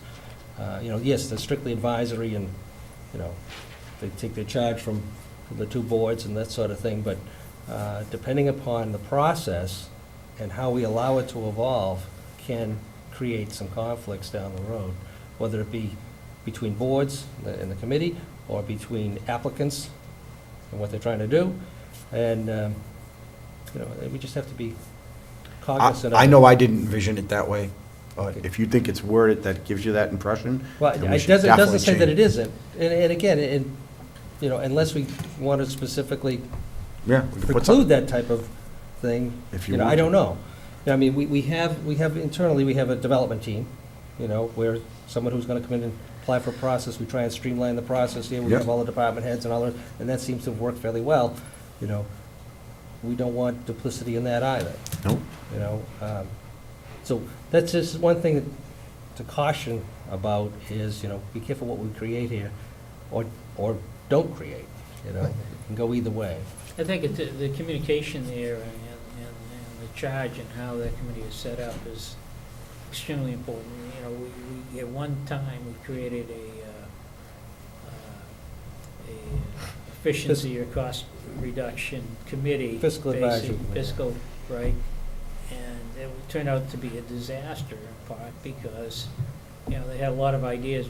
Some of them were totally not practical, and, they presented them to the board, and the board just, well, we don't have the money for this, or we don't do this, we don't do that, and they lose interest pretty quick. My vision of this is that the group is out there looking for opportunities, looking for ways to attract commercial development, looking for ways to find incentives, whether they be in the form of grants or come up with ideas for some form of tax incentive to attract people. And on the front end of it, that doesn't preclude the rest of the permitting and all that stuff that has to go on, within, working with the town's internal development team or working with CPC on the things that they do. But this is sort of out in front of all of that, to try to No, I try think, to bring in, yeah, applicants to take through the process. we've already tried this last year. We reached out to a couple of the property owners on 28 that have vacant lots to try to see if, what their interest was, what their plans were. And I felt those were great discussions, but I'd like to see more of that, especially if we can create some kind of a tax incentive. But even you get some of these older properties that have structures on them that are abandoned, if we can find a way to, start a dialogue and then show them that the town is actually here to assist them. We can provide services as well to these commercial property owners. When you talked about that, the process that we have in place that, gets everybody together in one area and try to, makes the process a lot faster. We can bring those things in, explain all the types of things that we have in place to help move this along. If we can try to have an incentive program, great. I know that we have, expedited permitting and things like that. We can, these people may not know these programs exist that this town offers. And that's one of the things we want to try to go out and do. We want to go out and market this town, market the services that we already exist today, that are in place, but I don't think a lot of them know about it. And that's, what I envision here. If I say anything wrong, just jump up and, we've had a lot of discussion on this, so, and I know that in some ways, they see things, this is really a combination of our discussions, but feel free to jump in.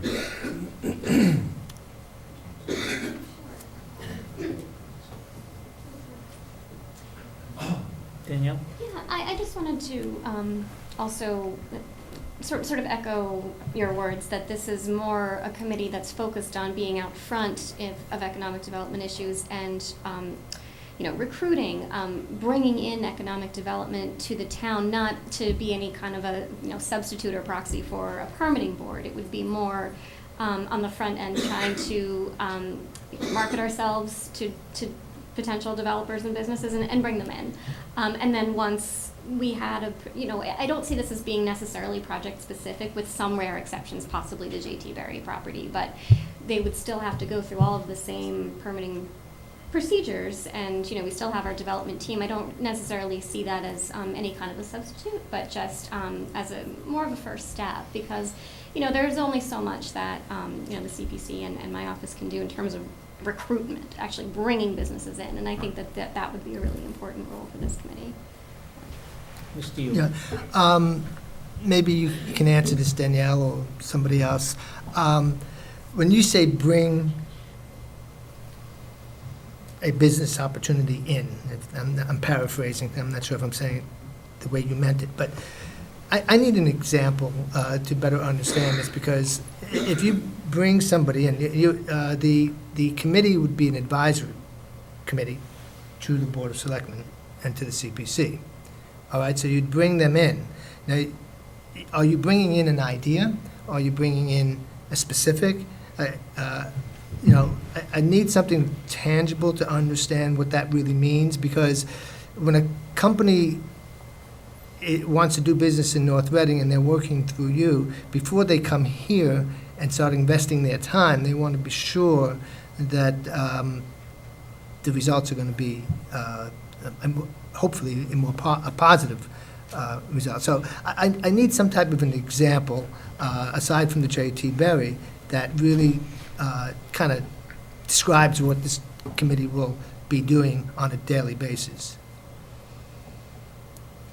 I think that it would vary. I think that it could potentially take the form of some type of recruitment, possibly for uses for the J.T. Berry site, but that it wouldn't necessarily be limited to that. It wouldn't be the focus necessarily of the committee. It would be one of the focuses, along with looking into how we can better utilize state programs, how we can possibly think of ways to offer tax incentives to new businesses. It's in terms of how we might bring in a new type of a business. I don't know if you want to say that. No. What we did last year with, I won't say his name, but it's from Woburn, that owns 86 Main Street. And we met with the owner there, and he's got an acre. It's got a salt barn on it, it's vacant. We had a conversation just to see what his plans were. We offered to him, to sit down with him, explain our process here for if he has an opportunity to develop it, what that process would be like. He's actually out looking at maybe potentially talking to his neighbor and putting the two together, and maybe reaching out to some of the commercial real estate companies that do, food, market basket and stuff like that. He was looking into maybe opening a market basket over there. So those are the types of things we'd like to do more, is to try to meet with these property owners, see what they're doing, see where we can assist them, and maybe even try to give them some kind of motivation. And one of the things I'd like to see this EDC do is to make the relationships with the commercial developer firms that are out there, especially in the real estate side. Let them know we're available, and we can even show them, the properties that are along 28, market them, connect the property owner with the real estate companies or with these development companies, and then we get out of the way. Right, and those are things that don't have to come before us. Correct. Right, No, okay. And that's, So- but if they're going to go forward and they're going to develop a new market basket here in North Reading, because two property owners got together and they put their properties in one LLC, and they have plenty of acreage now to make it happen, then it is gonna come here. We're gonna hear about it, and CPC's gonna get it, and then it's gonna go through zoning, it's gonna go through all that. But at least if we could start those discussions and stimulate that kind of ideas out there, to me, that, I think, is good. It's better than leaving them vacant, doing nothing. And you see a lot of abandoned properties along 28, not a lot anymore, but there's still several. Let's try to take the effort to reach out to those owners, see what's going on. At least we'll have an understanding of why they're vacant and why they're abandoned. If there's nothing we can do to motivate them, then that's fine. At least we'll have an understanding of it. I think that's good from a community development standpoint. Yeah, I think we all agree that the EDC is going to be a good thing. That is for sure. I remember when we first started doing this, when we created the subcommittee at that time, that I felt at that time that this was probably the most important committee that we could probably create at this time, because we needed someone to be our eyes out there. And I think that's the way I look at it. You're our eyes out there to bring activity in. So, yeah, the committee itself, the idea of it is, I think, a fantastic idea. So, thank you. In terms of looking at the mix of the committee, Michael, the one thing that, and Jeff, I think, mentioned this too, is I'm not fully understanding of why we would want a member of a utility on the committee. Before you answer though, Yeah. What I would suggest, it would be more important to find a real estate broker that would, in place of that on the committee. You know, and maybe somebody that's got some commercial background. No. Obviously, there's potential conflict perhaps, Yes. but, you know, they might say that would. I agree, and The it's utilities, just, too. again, it's just overlooked putting this together. I agree with you 100%. I would love to see that type of a person on this committee, and I'll definitely add that.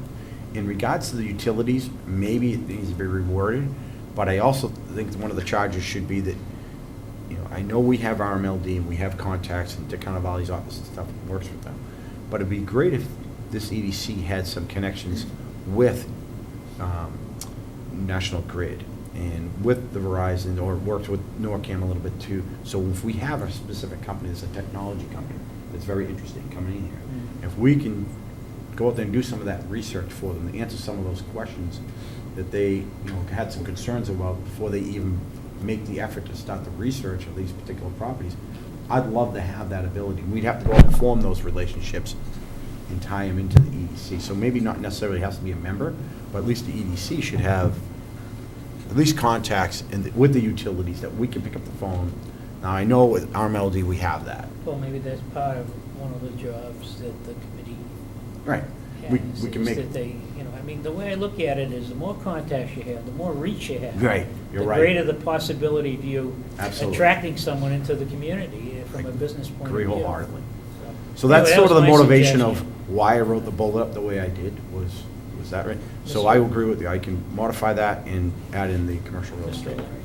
Larry. Yeah, I think a commercial real estate appraiser is probably the most valuable person you can get on a committee, because I think, first of all, when it comes to J.T. Berry or any other parcels that we may own or potentially own, those are the individuals who really know the marketplace and really know what the trends are, what the demographics are, and what's going to work at a specific site. So if we have some local resident who happens to have commercial appraisal, and I mean big-time commercial appraisal experience, it would be invaluable to this committee.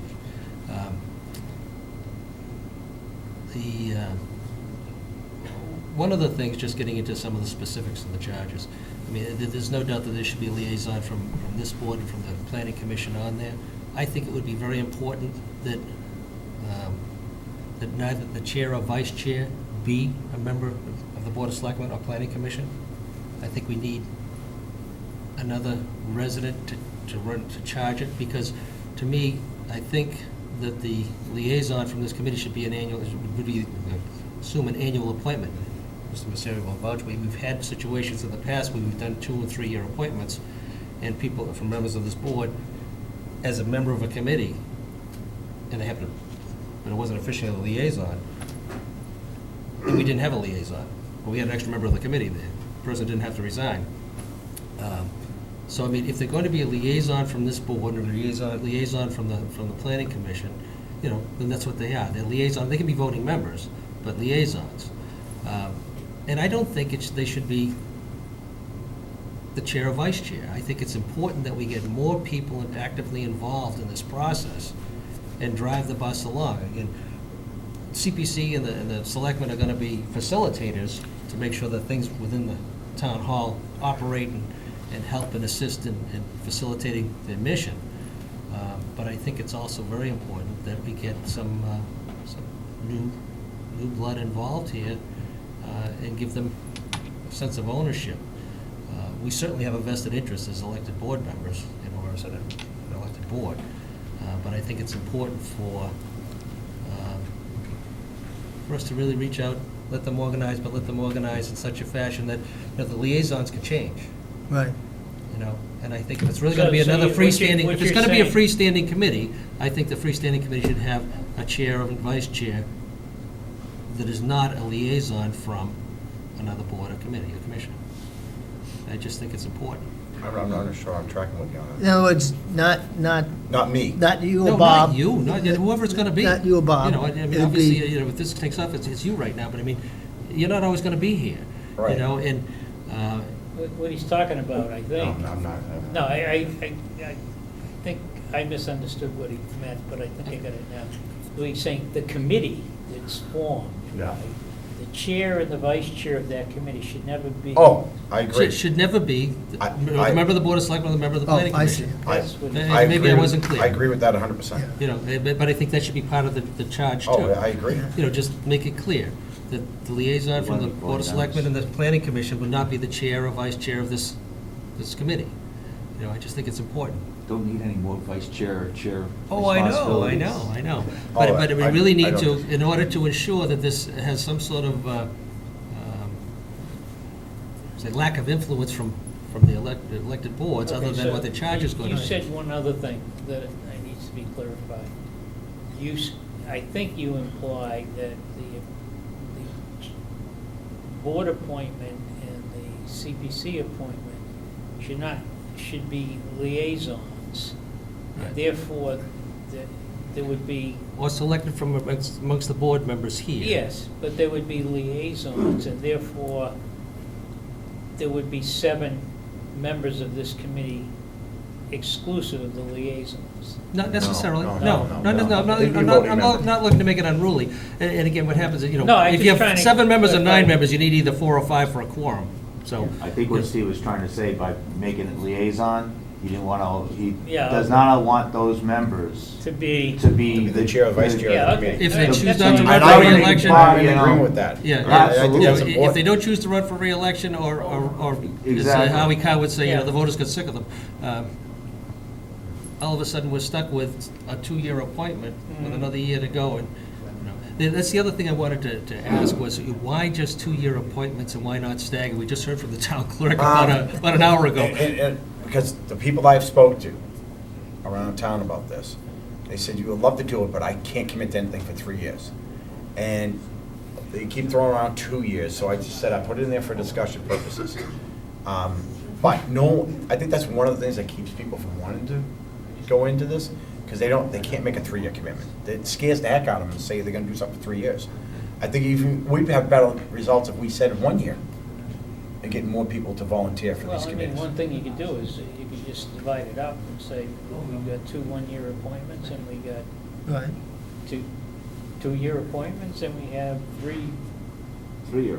3-year That's- appointments, Yeah, or that's something fine. like that. I mean, I kind of chuckled when I read the 2-year, and just heard Barbara saying, you know, and looked at all of us, you know, as far as trying to stagger the appointments so that not everybody's up at the same time, you know? Yeah. Because But then that's the you have some and then you have none, you know, potentially. So again, I think we should, you know, 1, 2, and 3-year terms to help stagger it and get it in place. And then, and again, just to ensure that one of the membership is that the chair and vice chair are not going to be the liaisons from either the Board of Selectmen or the CPC. So based on the discussion tonight, where we are we okay with the rest of the language, or we still have some issues there? Mr. Chair, if I may. I mean, I would like, we're meeting next week, I would like another week to look at this and to tear it apart and submit some of my suggestions on there, as far as wording is concerned. So I'd like that extra week. I don't know if anybody else feels that they need more time. I mean, are we thinking about voting on this tonight? Well, I think we vote for first reading, and then on Okay. meeting on Monday night, hopefully that's long enough for you. We vote to approve the charge. And we could do appointments. Well, Monday night, again, too. I'd like to let the public digest this, what's going on. One of the key things that's happening here, and Michael, you were a little bit critical earlier, and somewhat deservedly so and somewhat not, because we weren't able to get anything established in the last 2 to 3 years with current membership and previous membership. But I think with the purchase of the J.T. Berry property, which is imminent, I think that gives us an ability to give this committee somewhat of a focus and something to work on specifically, rather than ideas and trying to go out and recruit onto someone else's property. We're going to be recruiting for our own property now, for our own benefit. And I think this is hopefully, again, it's hopefully a short-term reward, where someone puts in some effort and feels as though they're going to have something accomplished, which is huge. So I think the difference between what we were trying to do before and what we're able to do now is a huge difference, where we have the opportunity with J.T. Berry.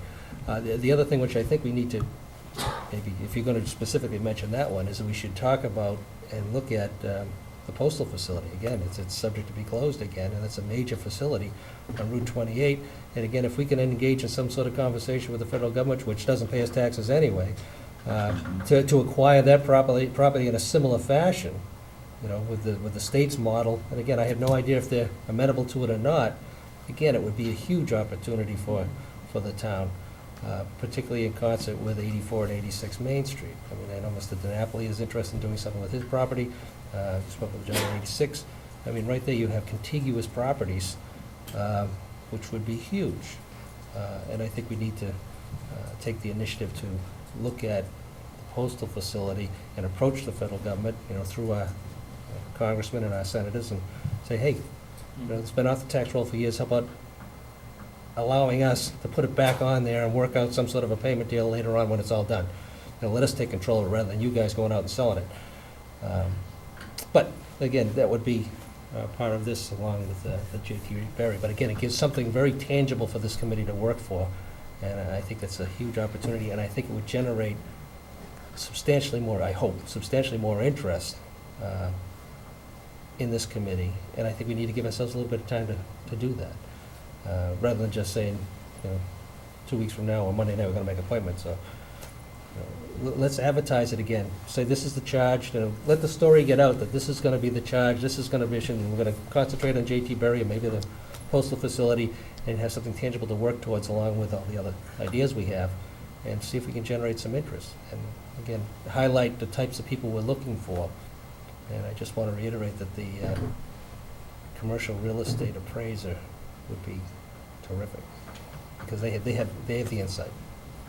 Mr. Chair, if I may. Yes, you may. Just a couple comments about what I've heard. One of the things, I was involved with the last EDC, or the current EDC, I guess we should call it, subcommittee, and there was no direction. We got there, if we could find somebody, what are we going to do? Even the people that we talked to, they really didn't have a clue. This, like you said, Steve, this actually gives a focus. And with that focus for that, it's going to get the skills needed for that committee to work other pieces of property within town and to think about it in a broader sense. The makeup of the committee itself, great idea not having the selectmen and the planning board member being in charge. Let's get some other people to do it because we kind of know the ins and outs and the ways around. We can help them with that, but let them run their, just be there as help and a voting member and go that way. But concerned about having a landowner, all those residents that could be, planning and this and that, all those suggestions that were put in the charge are great things. They're all landowners. I wouldn't be so concerned about getting a landowner on Main Street because maybe they'll show up as part of the business. We should have some business people. That was a good thing about having the Reading, North Reading Chamber, having somebody from that. Don't worry, Reading's not worried about North Reading, eating their bacon on anything. They've got bigger properties, different kind of businesses that they're gonna deal with. They have lots of connections, different than what we have. You mean water and sewer?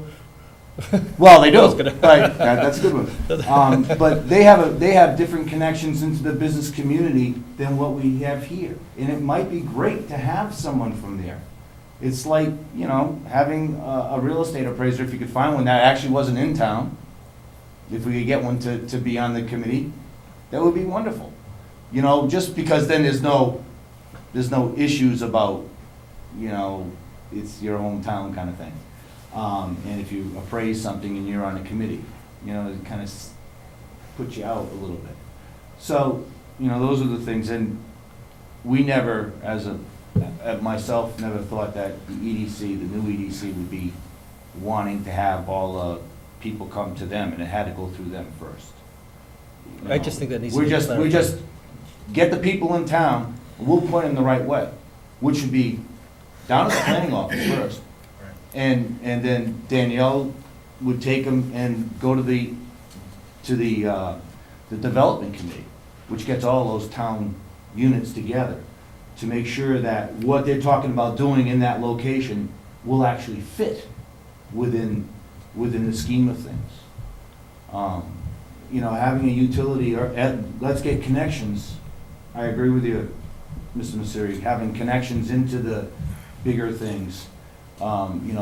National Grid and this and that, because you can't bring these places can't come unless they have enough water, enough electricity, enough gas, and enough waste disposal. And other things, but those are important ones. Fast T1 lines, whatever else you need. And if you make those connections for them within those companies, it helps speed things along. And you also, if you But made those not connections. necessarily as a member. No. I probably shouldn't have written it that way. No, it shouldn't be in that membership block, because you'd fill the whole committee with those people. Because you need. And I think you'd have a and hard you- time getting the commitment to have them show up. Right, you have them come in maybe and talk to the committee a couple times, get a good connection within those companies so that you can reach out to them. The committee can reach out to them as a liaison for a company coming in, or understand what they can do for us. Yeah, so make it more part of a charge Yeah, rather than. yeah. Finding liaisons for those larger entities Right. that don't reside within town. That's what we did with the Energy Conservation Commission. We had the, So should we maybe take the reference to the berry out of the main charge? Sure. And as part of it, when we advertise for the positions, right, or re-advertise, or whatever we're gonna do, is that we list top priority items. And Steve brings up a good one, because the timing may be right on the post office too. And maybe we have 2 or 3 items that would certainly interest some people in Yeah. town. I mean, I'm fine with that approach, but we have a few people that haven't really volunteered much before that already submitted, they'd like to get active, involved, but I'm not trying to rush this, it's just that we have some people that have never done this before, and they've been sitting around waiting, and I just don't wanna see how much longer are we talking, another Well, I couple mean, months, a week? You communicate with them. So what I suggested, we have a very good dialogue here. We've had some ideas. I think you've been taking some notes. I am. Why don't we take what we talked about and present it for second reading on Monday night? I And can maybe we can update get it. to a point where we can adopt something and then Mhm. take the next step. I will Is that clean it fair? up. Mr. O'Leary?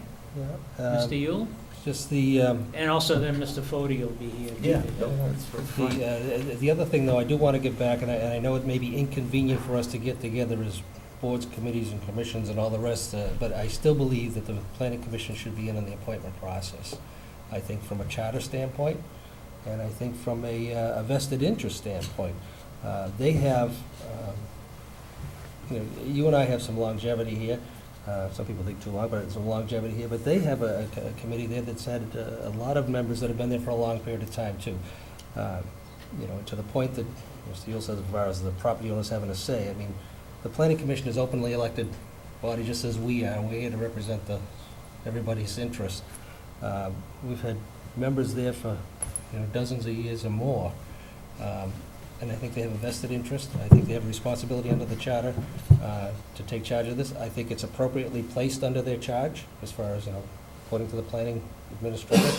I think if there's any money appropriated, I think it should be under the planning commission's budget as a separate line item for economic development committee. And I think that's where it should lie, because that's what the charter calls for. And I think it's important that they remain vested in the appointment process. Again, I don't think it's going to have a difference in the outcome of who's appointed or who's not appointed. And, we're all used to being inconvenienced as far as meeting times and all the rest, as evidenced by snowstorms. And, meeting tonight, we're meeting Monday night, and there are some weeks where we meet several times. We're all involved in liaison assignments with other things, and we're all busy. But, that's why we're involved here, though, too. And I just think it's important that we maintain that parity between the two boards in relation to the Economic Development Committee. Again, we can call it whatever we want, I don't care, committee or subcommittee, but I think the appointment process is critical as far as a shared responsibility and shared recognition of the roles that both boards play. And the charter is very clear. And I think that whether they want to give it up or not, I don't think they should be giving it up. But I don't think the charter says they have to be the appointing authority. No, they're in charge of. I know, Their I read it. responsibility, and it's not ours. This is their responsibility, not our responsibility. And we're not taking that away from them. We're just talking about appointments. That's all the discussion's about, is appointments. It's not about taking charge away from them. Okay, we have a philosophical difference then, as far as one board appointing a board charged with this type of function and responsibility that's going to report to them. I'll let them speak for You know. themselves. I have no dog in this fight, so I don't care. Either way is fine with me. What I understood, well, not thought, what I understood about it was that we would review the candidates and forward the candidates that we deemed appropriate, what we thought were good candidates, to the selectmen. If for some reason the selectmen knew something that we didn't know about the candidate, or there was some other issue about that candidate, then they would not appoint them. But the selectmen appoint committees. We can only appoint a subcommittee. And that's why I think it's good that way. And it was kind of tough getting 8 of us together tonight because of all the snow and some travel and other things. It wasn't tough for us so much, but Debbie was like very busy last week and this week trying to make sure she could get a hold of everybody and get quorum and stuff. So looking at that aspect, just get us together. It takes a lot to get the 10 people together. Warren can't be here, he's out in the Caribbean somewhere, probably skin diving. As opposed to plowing snow? Yeah, well, you know, Timing's so everything. he always goes this week. Good for him. So, it's, for me, we're gonna review those candidates, we're gonna send them on for the appointment. But it's for a committee level that I think is higher than what we could appoint for.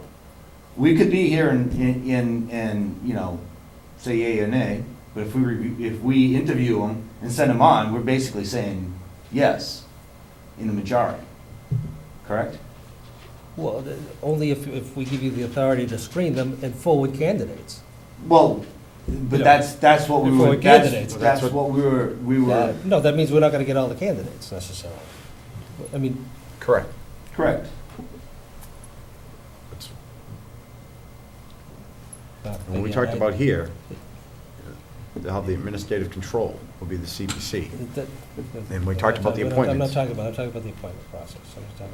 Well, that's, you know, part of it. The administrative part of that is under their control, and that's what we brought up To earlier. me, I don't, and again, I know it's inconvenient at times, but I think it's important enough in the role that you play and the responsibilities you have are key, and I think it, How do you feel about it? I think that they should be involved in the We've process. always used the joint appointment process for these kinds of things, and, you know, what's the big deal? It's just, And it's another meeting. Whoever's for here them. is here, you know, I mean, if we get 8 people instead of 10, we have 8 people instead of 10 to vote on it, to select people. But then both boards have the advantage of interviewing and all the candidates. And by the way, the vote doesn't have to be at a Board of Selectmen's meeting. It No. can be at a CPC meeting. Correct. Mr. Chair, we're not adamantly opposed to, you know, participating as a joint board. We're just trying to streamline the process so we can actually get something accomplished. As we've seen, we have a board that, or a committee that hasn't gone anywhere. We're just trying to, you know, streamline things so that it's for the benefit of the town to get something accomplished. So if it's the board's preference to have us as part of the appointing authority, we'd be more than happy to be part of that appointment process. I'm in favor of including them in the appointment process. Again, neutral once on again, it. they've been elected with certain responsibilities to oversee on behalf of the community. They're elected just like we are. Yeah, it's the same practice we use when we deal with the school committee. By the way, we're going to have a joint school committee meeting soon, so. So, So, as far as the appointment process, I would recommend that it be joint with the planning commission. Mhm. I don't know what the rest of the consensus is. of the board okay, so members. based on, I have a question because I'm unaware of who has applied and how they fit within this I list. think it's in the, Gene, did you provide, I thought you provided us all the ones that have I think we already emailed submitted. them, right? I believe they were emailed after the last meeting. They're Yeah, not in the I packet think the for list that we tonight. have here, I think there's going to be some modifications to it, Yeah? you know, and I think that's what needs to be publicized. I mean, you can leave everybody else on, but at least Sure. for real, which again may attract somebody else in the next couple of weeks or so, 2 or 3 weeks. So, And then what about associate members? You in agreement that we'll have associate members? I like that. I have no And what problem about the with 7? that. Is there any debate on the 7, or you guys wish it more or less? No, I think, If I may, Yeah. on the 7, and obviously it's going to include a CPC member and a selectman, correct? They're 2/7 of the group, okay? Voting And they're voting members. And I do have a question on that, and we can save that for next week if we need to, because I'm sure we'd like to move on. But having the selectman as a voting member, and yet he's a liaison at the same time, there are issues, I think, that they will come across where there's a decision that needs to be made, but there doesn't have consensus of the board. So that's a concern that I have with a voting member of the, Well, that's the liaison's problem, from the point of view of Right. keeping the board members informed and, you know, getting a reading from them if he's gonna vote on something that, it's like any one of us that are Right. involved in a committee and we come back to the board and we're trying to propose something, we're gonna get shot down, shame on us for not at least having some discussions first. Yeah, and Steve's the liaison to the secondary school building committee, and he's a voting member. You know, I don't see any difference with that. no, good thing. Yeah. But, right. Yeah. And again, if something goes astray, then there's gonna be discussion here anyway. And Yeah. Right. maybe the consensus changes. But, so as far as, I have no problem with 7, I think that's more manageable. I like the idea of associate members so that they can backfill positions and, you know, particularly if there's a significant amount of interest, it's just we have to keep them interested in coming to the, to the meetings. Yeah. I think that's fine. And again, as far as the CPC and board members, you know, not being chair, vice chair, I think that's important. And as far as them being liaison assignments, again, how we decide to choose our liaison, whether it be through the chair appointment process or we vote as a board as to how it's gonna be, we can make a decision on that from a policy standpoint. Same thing with the CPC, whoever they choose their liaison, you know, just ensure that it is a liaison for a person who's gonna be there while they're sitting on the planning commission only. So can we take this to next Monday night as a second reading, just to bring up the... Did we come to any conclusion on appointment? I think we need to, Yeah, Dan just said that if, you know, this board has a strong desire that they would accept that. That'd be but fine. is the consensus, I mean, there's 4 of us, Mr. Foley isn't here, Yeah. but, Except, now where are we back to? It would be a joint. the joint appointment? Joint I'm in favor of joint appointment. Yeah. I'm neutral on it, Yeah. because Okay. again, I have to come to the meetings anyway, so I was really trying to take some of the burden off of I the understand. CPC members is based on some of the feedback, because. I understand, they no, I want- understand the concern too, I just, yeah. I'm Jeff, where are you? supportive Yeah, of the joint meeting. Yeah, I'm supportive of the joint I think as well. we stick to what we've been doing.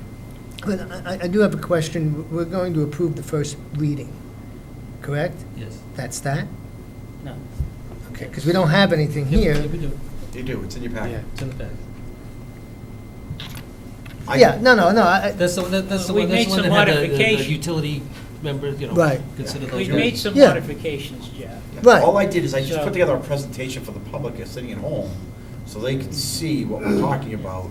So I just put it together in a little PowerPoint presentation. Right. Out of respect to So them. what I'm gonna ask Michael to do is to take the notes and a couple of changes that we made, Yep.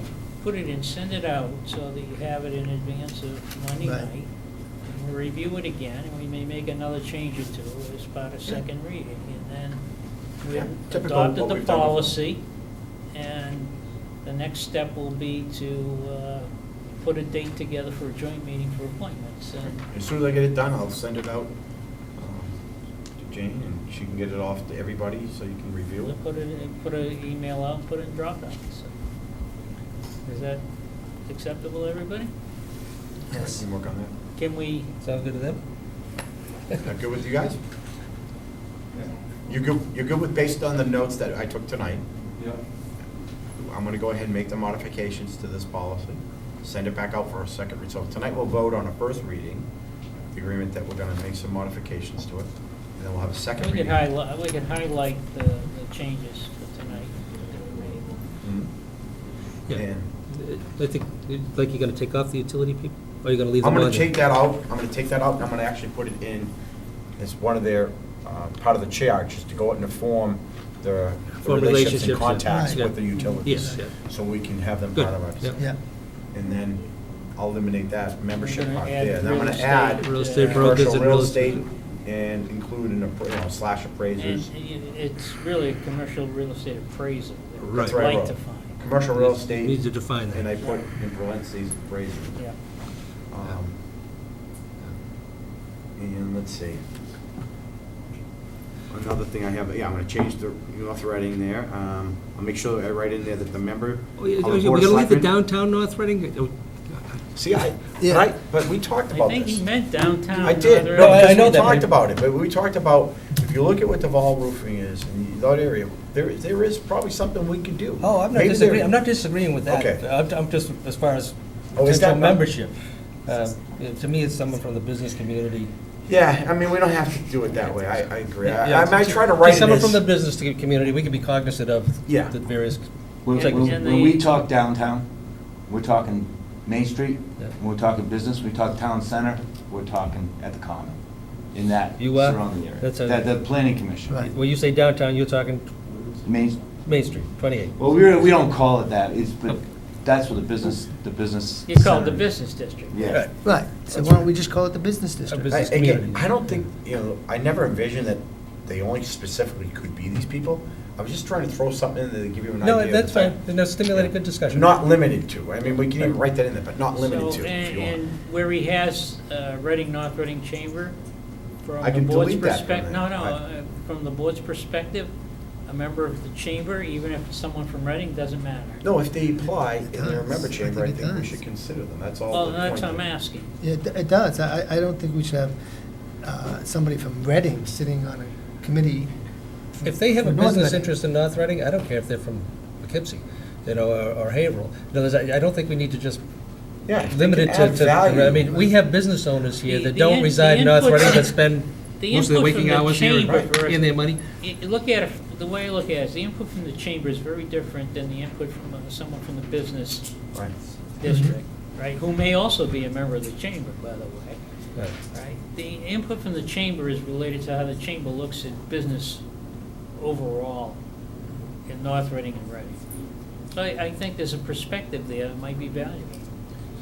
And then, yeah, so, Yeah, and then in regards to the membership terms, a few members of 3 years, 2 years, and 3, 1 2, year, 1, or yeah. should we just do 3, Three- all of them? No, 3, 2, 1. We'll, That's 3 to 1. only 6. we'll define the terms as, why don't we say, this 7 members, so you want to, The Well, the 3-year three- terms, but for initially, they'll be staggered, a 3, 2, Right. and 1. But Right. they're 3-year terms, but initially, a 1, 2, and a 3 in order to get them staggered, so Right. not all the appointments are up so at the how same many, time. do we want to have 3 one-year terms, 2 2s and 2 3s, or do Well, we should- want to do it the other way Should the around? selectmen only be 1 year anyway?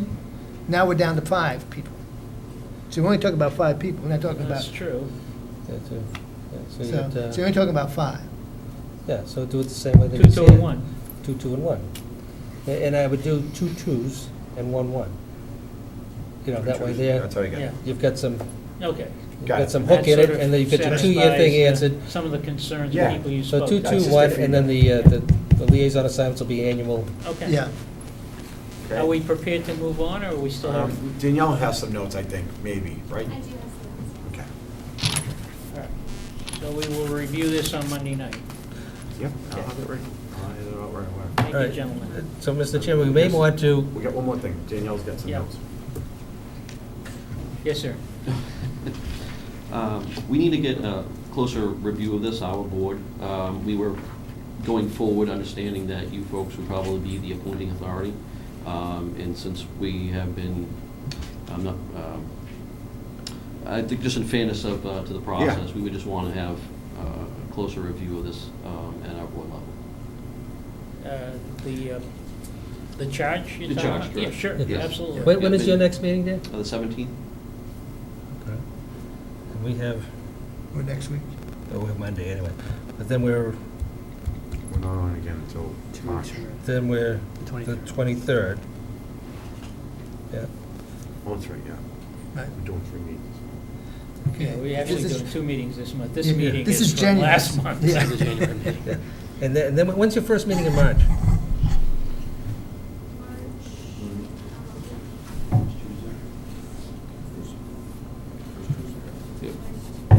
We're the 9th, but when, Possibly the 3rd, March 3rd, and then the 10th, then the 17th. okay. Why don't we plan, and again, don't mean to jump the gun here, but plan a joint meeting at their meeting on the 3rd for Of appointments. Of March, for appointments. Sure. That'll give us time to do the readings, and you do your, And if there's any feedback you have on Yeah, the but charge? They just want the opportunity before we go to the second reading to review it and provide input, because they may have, they just want to make sure they overall, as a board, they discuss this whole new appointment, that they're going to have some appointment responsibility. So So you're they saying wanna we want to discuss that hold as well. off the second reading until after the meeting? Is that what you're asking? Yeah, we just want enough time to deliberate on this on our 17th meeting, and I think that would probably. So I'll go ahead and make the changes, and yeah. I'll submit it to And everybody. they'll have it by the And then 7th. we'll do it on the meeting. 23rd. And then if we agree to meet on the 3rd for appointments, in the meantime, seek applicants. Mhm. So they'll have it the 17th, and we'll do a second reading here on the 23rd. 23rd. get it out that week of the 23rd into the public to gather more interest, and then plan to meet on the 3rd to make the appointments. I think we can start stimulating interest already. Yeah, I would. You know, I would say start it now and just say it's the intention of the boards to meet on the, unless Danielle's saying something else here. Yeah. No, I was just going to mention, with the suggestion of putting it out to the public and advertising any further, I just want to make sure we would know what we were advertising. We want to make sure that if we are also a joint appointing board, it's possible the CPC can only appoint a subcommittee. So we just want to make sure that whatever it is that we're advertising is the correct entity. I just wanted Right. to make that point, and Mr. Gilbert. To that exact point, so we have a generic advertisement that we put up on the homepage of the town website. We adjusted it to reflect the ongoing discussions. At the time we adjusted it, we believed it was going to be an appointment to the Board of Selectmen. Clearly, that's not going to be the case, and we'll make that change. But there isn't a specific charge that's on there, and I would be hesitant to put anything out there further without knowing the charge. We can leave the generic inquiry on there for Economic Development Committee, and just change it to reflect CPC and BOS instead of just BOS. But Okay. And if- I think that's what you're speaking to. If we is could that get right? a copy of the first reading back to them as soon as it's available, that would be helpful too. So at least you have the base document of what we talked about tonight. Oh, they have it. we have, Yeah. I will, yeah. No, but I'm talking Oh, you about meant with talking the the second change. reading one. Well, Okay. yeah, what we would be considering in the second reading. Okay? Anything else? Mr. I think- Gilbert? Would the board, because I understand that there is a policy out there with regard to advertising, is it the board's desire that we proceed with the advertising in terms of not only the website but in the newspaper as well? I think we should. Okay. Otherwise, we'll be waiting another month. Okay. Thank you. And what you could put in an advertisement is that we're forming an economic development committee. We won't have the full charge. Basically, we'll focus on development of the Berry property and maybe leave it at that for the moment. Because I'm not sure what to say about the post office yet. Oh, and I think, yeah. I mean, we haven't generally put a description, sorry, Mhm. Mr. Chairman. We haven't generally put a description in, we've put an ad out in the Okay. past, so I think we could make it work with what we have right now. And probably with the coverage from the transcript, that will articulate, more clearly articulate what the discussion has taken place, not that we've come to any conclusion, right, Bob? Okay, can we move on? Good. Or we'll be here until midnight?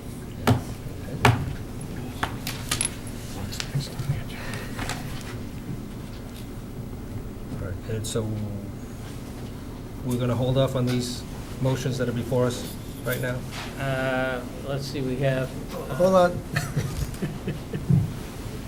Yes. So we didn't make a- Regarding the EDC? Yeah. Yes. So Yeah. we didn't vote on the first reading. No first reading vote. No first This reading has been- vote? Well, apparently, you What? said, do you want to do the first read? I thought you Yeah. didn't want to do it now. Yeah, well, No, this is approach- for- Okay, then they need to be, Chris- call them back. Chris- when you said- Chris. Who else do you have? Who just left? Oh, you want Dan? Dan, yep.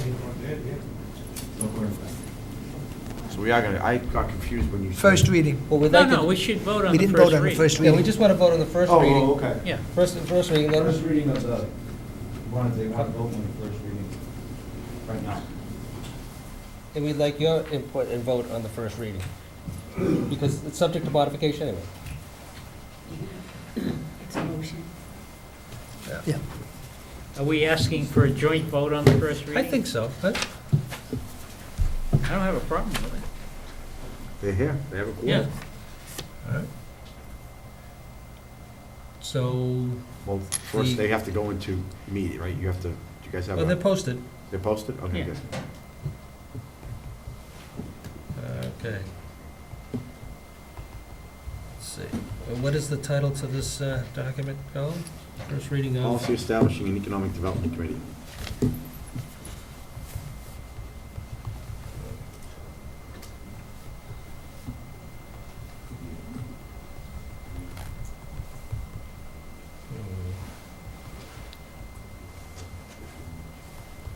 Okay, what does it move to, the establishment what? Sorry? What was that again? Policy establishing an economic development committee.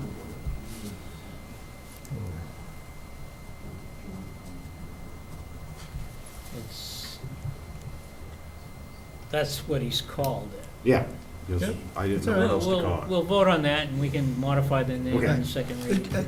Just a, Mr. Chairman, just a quick question, but we haven't dissolved the subcommittee. How about we move to We haven't rename? dissolved that yet. Just move to rename the Economic Development Committee, subcommittee to the Economic Development Committee. You mumbled, Steve. I said, how about if we, first of all, move to rename the Economic Development Subcommittee to the Economic Development Committee? Okay, that Yep. works. But there is a document tied to it that's like 3.5 pages long with all sorts of, Why don't we So dissolve we it, Steve? dissolve it, the- Oh, I'm sorry, okay, go ahead. Yeah. I'm listening. there's a lot in that. There's a document that what? Yeah, no, there is a document established for it already, Yeah. and has, I mean, there's just a lot of stuff that, it's 4 or 5 pages long. so we'd be bringing that over, and you don't want to do that. No, because it has Okay. different structure and, yeah, I know they weren't in favor of that. Mr. Gilberto? And then we wouldn't need all this if that we were just gonna do that. This isn't about just changing the name.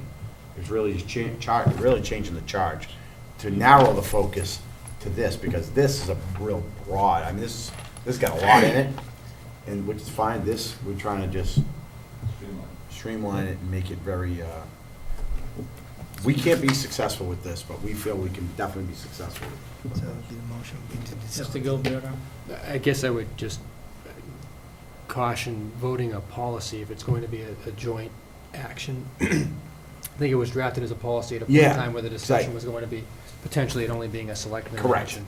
I'm not sure that it fits the bill as a policy of this board at this point in time, where it's actually, it seems like we're creating an entity Yeah. of the two boards, it sounds like. That's why we're both going to vote on it. Right. But So let's change the title, is what he's saying. Yeah, Let's I'm not saying you may call it wanna a call it policy. a policy, you may want to, So, Okay. the creation of, or the, yeah, whatever the word you want to use, but. an Economic Development Mission Statement. well, it's not a mission Economic statement. Development No, it's not. Committee. Committee. It's Economic Economic Development Development Committee. Committee. Yeah. The establishment of an Economic Development Committee. That's all. Okay. Economic Development Committee charge, all of that. It's a charge, and what else is it? Anything more than a charge? I called it a, Dan? Mr. Chair, are we doing this in parallel right Yes. now, or are we doing this as a joint board? Is a subcommittee being established, or are we voting This on some? is, we are doing a first reading of basically, so the objective is we're gonna create an Economic Development Committee. We have this subcommittee that's already in place, but we wanna do this Economic Development Committee. That's what our objective is. Mhm. But And we want structurally, you in on it. what the town administrator has informed us, I had asked for the motion to read policy to establish, and since it's joint, we can't make it a policy. If we were just doing it as a board alone, we could. So in this case, now we have to reword it so it fits within, To the confines of our. Unless we have a joint policy to establish, so. Just looking at the, sorry, Mr. Chairman. Yes. So there was a previous language that was approved by the selectmen and the CPC where it was a first reading charge as the language that was used. So basically, accept the first reading charge was the motion that was Okay. used. okay, So I would recommend that. in That's this good, yep. instance. that's great, thank you. And yes, we're Quick looking for you to as- vote on it with us, Very good. So, all right? it's okay. the And, first- all right. and at this point, I won't steal your thunder, but you can make the motion to dissolve. I will support it. No, you can make it, go No, ahead. no, please do. You gotta make it now. That's perfectly fine. So, Mr. Chair, You I second. move to dissolve the Economic Development Subcommittee, effective February 3rd, 2015. I don't think you need to, just. Okay. Do I have a second? I'll second. Second by Mr. O'Leary. We'll do a roll call vote. Mr. Prisco. Aye. Mr. Yule. Aye. Mr. O'Leary. Aye. Mr. Mills. Who else is there? Mr. Mills, Mr. Hayden, Mr. Hayden, yeah. Who's, the gentleman behind is Bellavance, He's a new member. Mr. Bellavance. Aye, okay. and Mrs. Romeo. Aye. Yeah, And Mrs. Mr. Romeo. Mills. yes. Hiding behind the podium from my view. Okay. Mr. O'Leary. Okay. Second, please.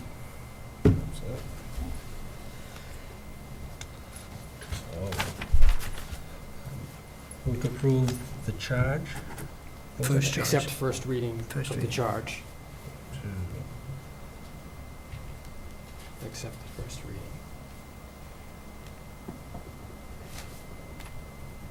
Of the charge.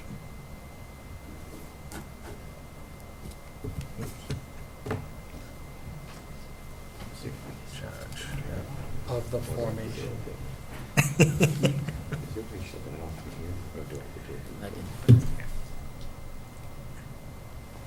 Of the economic development.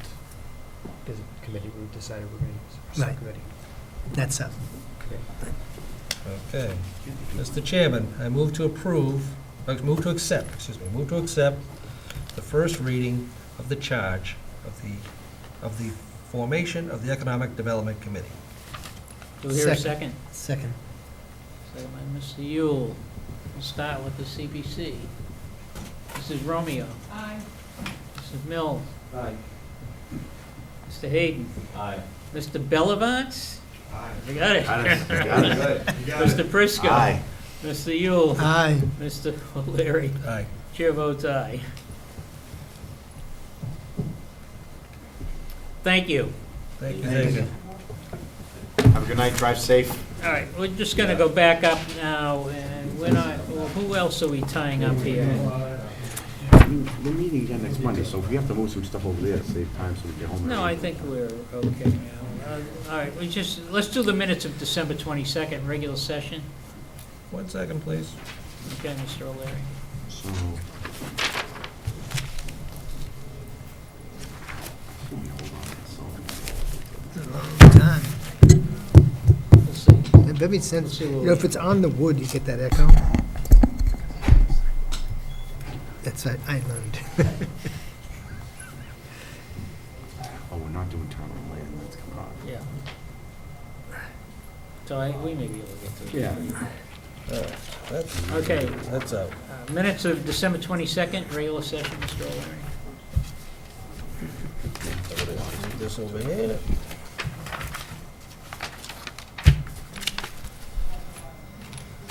Mr. Chairman, I move to approve the December 22nd regular session minutes. Second. Discussion. Hearing none. All in favor? Aye. Opposed? Unanimous? We have executive session of the 22nd.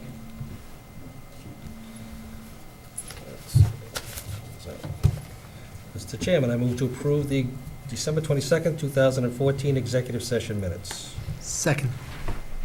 Motion by Mr. O'Leary, second by Mr. Yule. Any discussion? Hearing none. All in favor? Aye. Aye. Opposed? We have minutes of January 12th, 2015 regular session. Mr. Chairman, I move to approve the January 12th, 2015 regular session minutes as written. Second. Motion by Mr. O'Leary, second by Mr. Yule. Any discussion, changes? All in favor? Aye. Aye. Opposed? Unanimous. And we also have the executive session of the 12th. Mr. Chairman, I move to approve the January 12th, 2015 executive session minutes as written. Second. Motion by Mr. O'Leary, second by Mr. Yule. Any discussion? Hearing none. All in favor? Aye. Opposed? Unanimous. Next item on our agenda, moving right along. We have to approve the snow and ice deficit spending. Mr. Chairman, I move to approve deficit spending on the fiscal year 2015 snow and ice account as provided in Mass General Law, Chapter 44, Section 31D. Second. Motion by Mr. O'Leary, second by Mr. Yule. Any discussion? We're over our budget? Over our could that be? budget, Mr. O'Leary. And since I've been on this board, I've learned to hate snow. No kidding. And, I would comment that I think DPW have done an amazing job considering the amount of snow. Oh. And this morning, I don't know why they call school off, but Right. when I drove out, the sidewalks are all done. Don't say that out Yeah. loud. Parents will be calling tomorrow, oh my God. I think. No, I'm sure there were other reasons for it. I'm just saying that they did a phenomenal job. I know they had some issue with the vehicles up at the school, their trucks breaking down. the last storm, so I'm not sure if that No, contributed to it. I was just making a comment about the sidewalks. What do I, you know? Yeah, I think the Decision DPW's was done a made by great the job. appropriate people to You do know, what. I think that under very trying circumstances, and the patients and their abilities are going to be tried even more, I guess, later on this week, but under the circumstances, I think they've done a good job. I happen to be out at 4:30 on Saturday morning in other communities for some reason or another, and comparing and contrasting, we're in great shape. So- And I'm sorry, but I'd be remiss if I didn't say that I did observe that the sidewalks were looking pretty good. I think From you the didn't town say side. anything tonight. Well, I had, we have coming up the discussion on the sidewalk snow removal. I was actually going to save it for then, Okay. but. All in favor? Aye. Opposed? Unanimous? Michael, how much time do you need for the cell phone policy? I think that we could do it in a pretty short amount of time. Okay, let's do that. Thank you, Mr. Chairman. So before the board is a proposed policy regarding cell phone use and safety. And it's a policy that's intended to create a centralized policy governing the use of cell phones, the provision of cell phones, or the reimbursement for the use of a personal cell phone amongst town employees. It's a policy that was developed using draft best practices from other communities, the efforts of the finance director, Liz Paveo, who's here tonight, as well as the human resources director, Allison Olson, who participated in drafting the policy.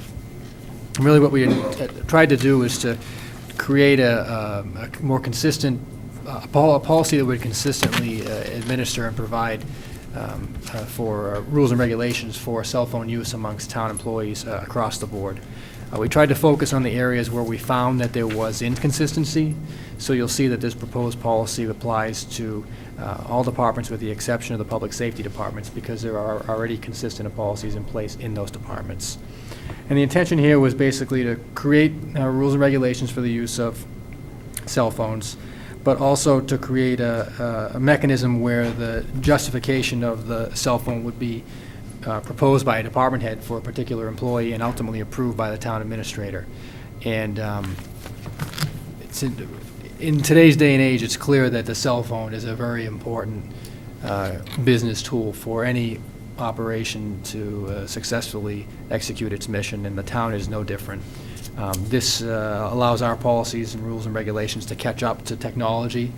At the same time, it allows us to provide a review.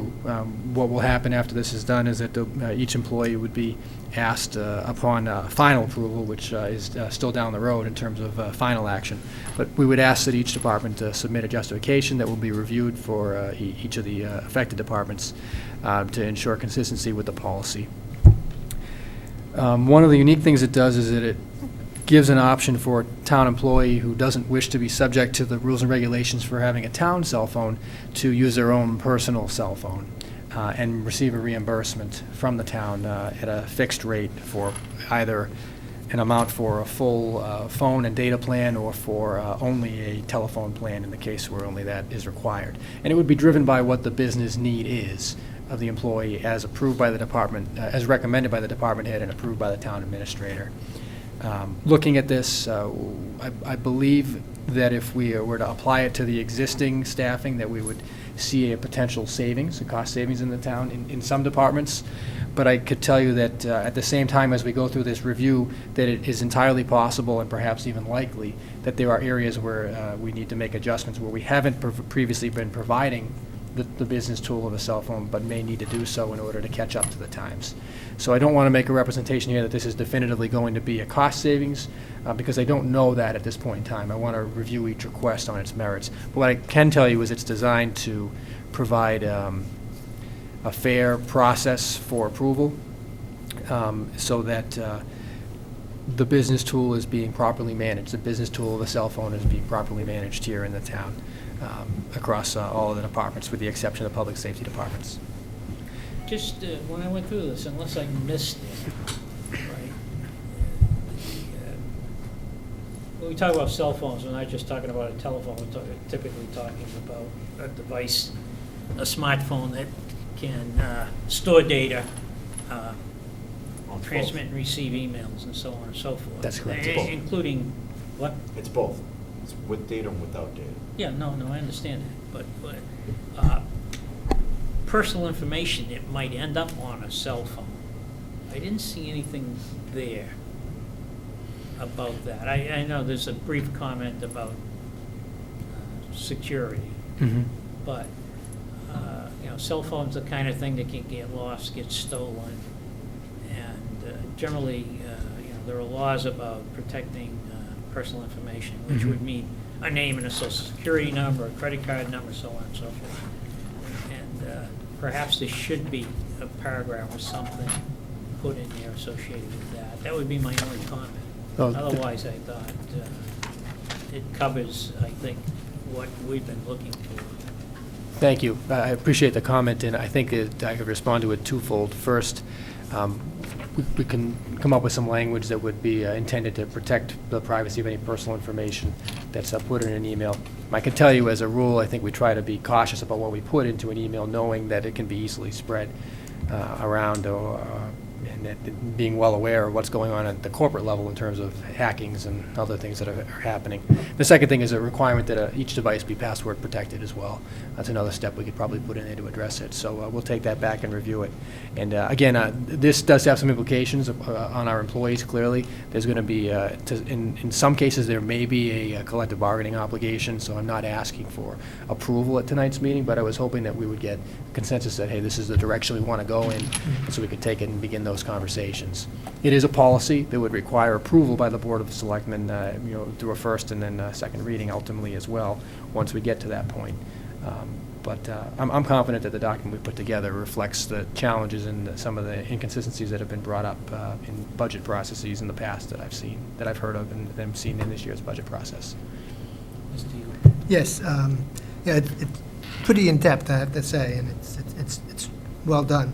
A question on the paragraph restrictions on all cellular phones. The last sentence, drivers should never send, receive, text, surf the internet, download, or read information. I think it should finish with while driving, because you just say, read, it's like they're not allowed to do this. Thank you very much. You're welcome. And I guess on the loss and damage, I'm sorry, let me stay with the personal cell phone scenario. Usage of personal cell phones for during non-business hours, or during business hours, I should say. In reading the paragraph, I'm wondering, can we really do that? On the usage of personal cellular telephones for non-business purposes is discouraged, obviously, during working hours, but is permitted in the event of an emergency. But it is their personal phone, so I guess I have the question: can we really do that? In short, through you, Mr. Chairman, yes. If we, and this is not, I'm not saying that this has been an instance that's happened, but I could think if we had an employee who was on their cell phone incessantly, while in the town hall, for example, that employee would likely be subject to disciplinary action. Fortunately, that has not been a problem here in the town hall. Right. But I think that's what the spirit of that language is. Okay. And then on the last one, loss and damage of the cell phone. The onus seems to be falling on the employee on this. If he loses the phone during while he's working, and for whatever reason, maybe beyond his control,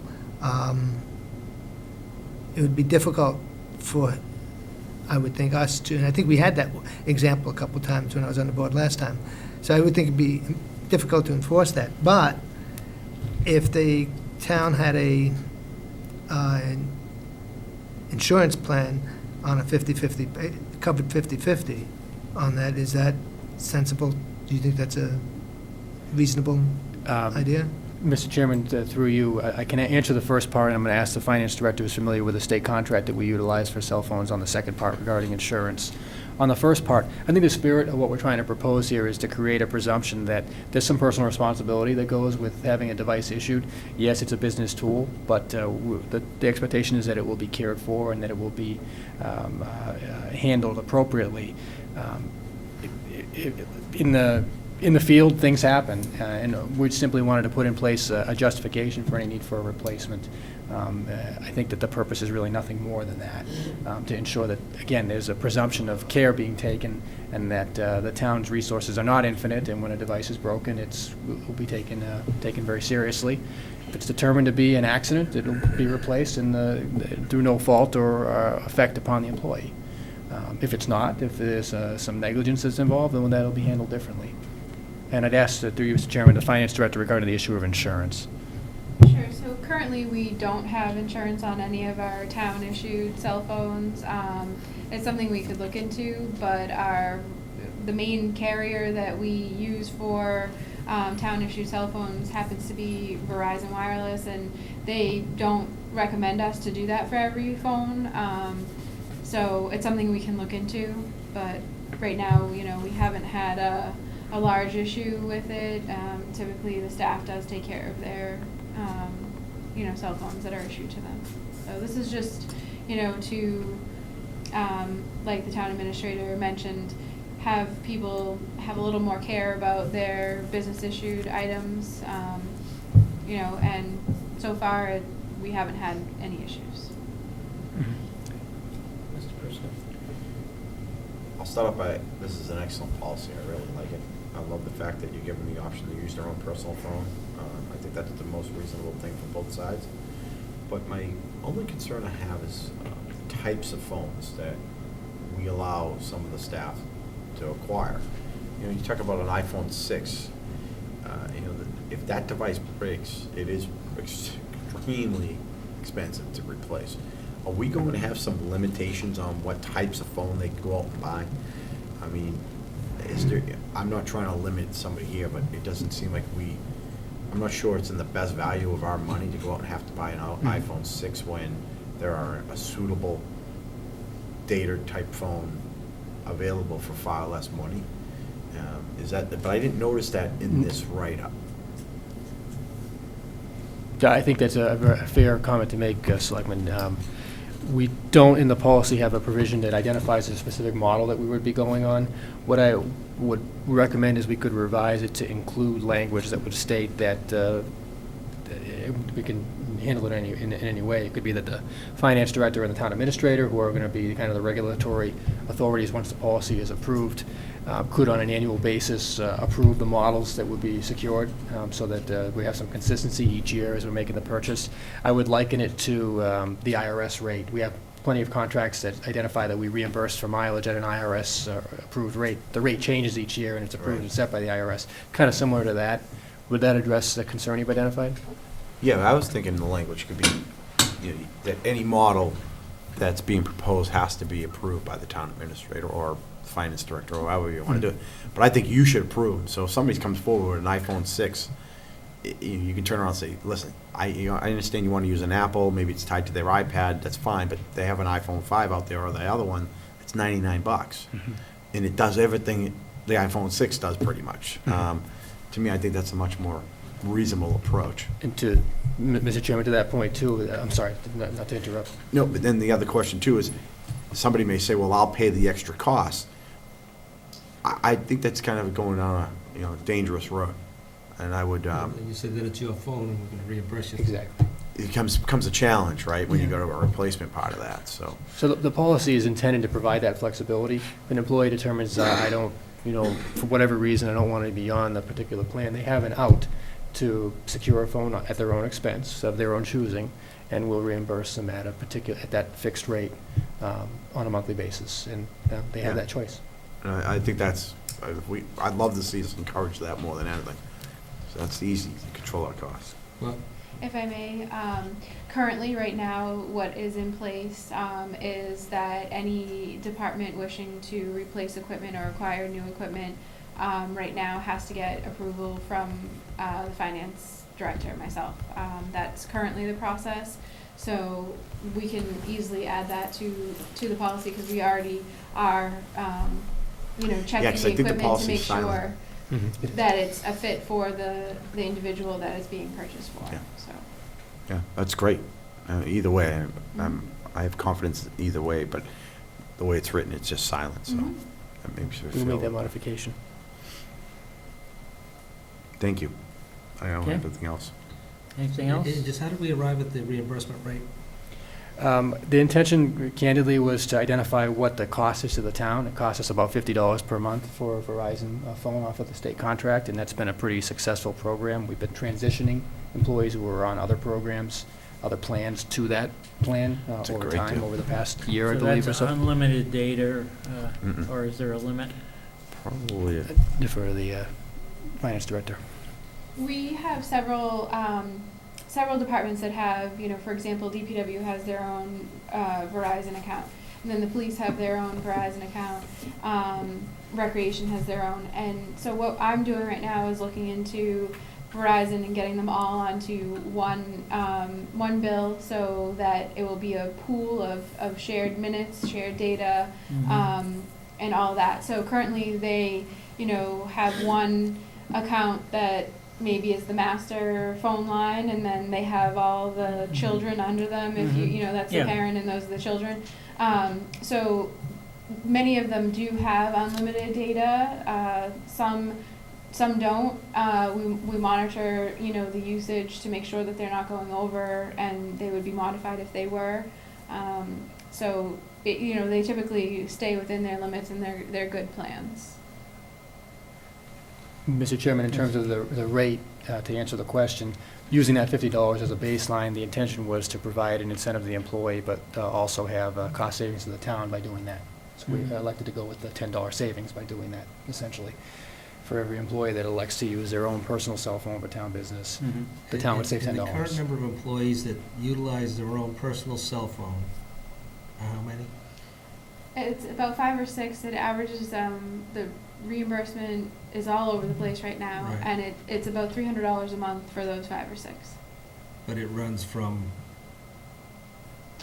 $20 $20 to $90. Right. $20 to $90, right? With no rhyme or reason. Right. Any other comments? No, and I don't mind if we go up to the $50. So 50 for you, or 50 here's the phone. But I know what you've suggested, but Yeah. to me it's. Mr. Prisco? Yeah, but, I will, 50, I see 24. I would encourage the increase to the 50 for those that need it, only because we're not gonna be part of we're not gonna pay them to purchase the phone, right? Right. They have to purchase it on their own nickel, and they have to replace it on their own. Mhm. So I think I would be inclined to increase in that a little bit to keep, because to me, you look at that and you say, maybe you're better off getting the town phone, because I don't have to go and pay for it and all that stuff. So to make it, I think, a little more reasonable, going up to the 50 maybe. And then where it's positive for them is they don't have to carry 2 phones. Mhm. And I But we think can make that's a that big modification. incentive. But I don't, I understand what your savings, that $10, but I think you're gonna save, especially when you have the big difference right now, and you don't have to go out and put out the money for the phone itself. I think that's where you're gonna see your savings. I don't have an objection to that. Mr. Chairman, That's why how do you feel about it? Uh, You rather leave it at the 40? Well, when you have a large volume of phones under a contract, right, you have a lot of leverage, including the cost of data. So,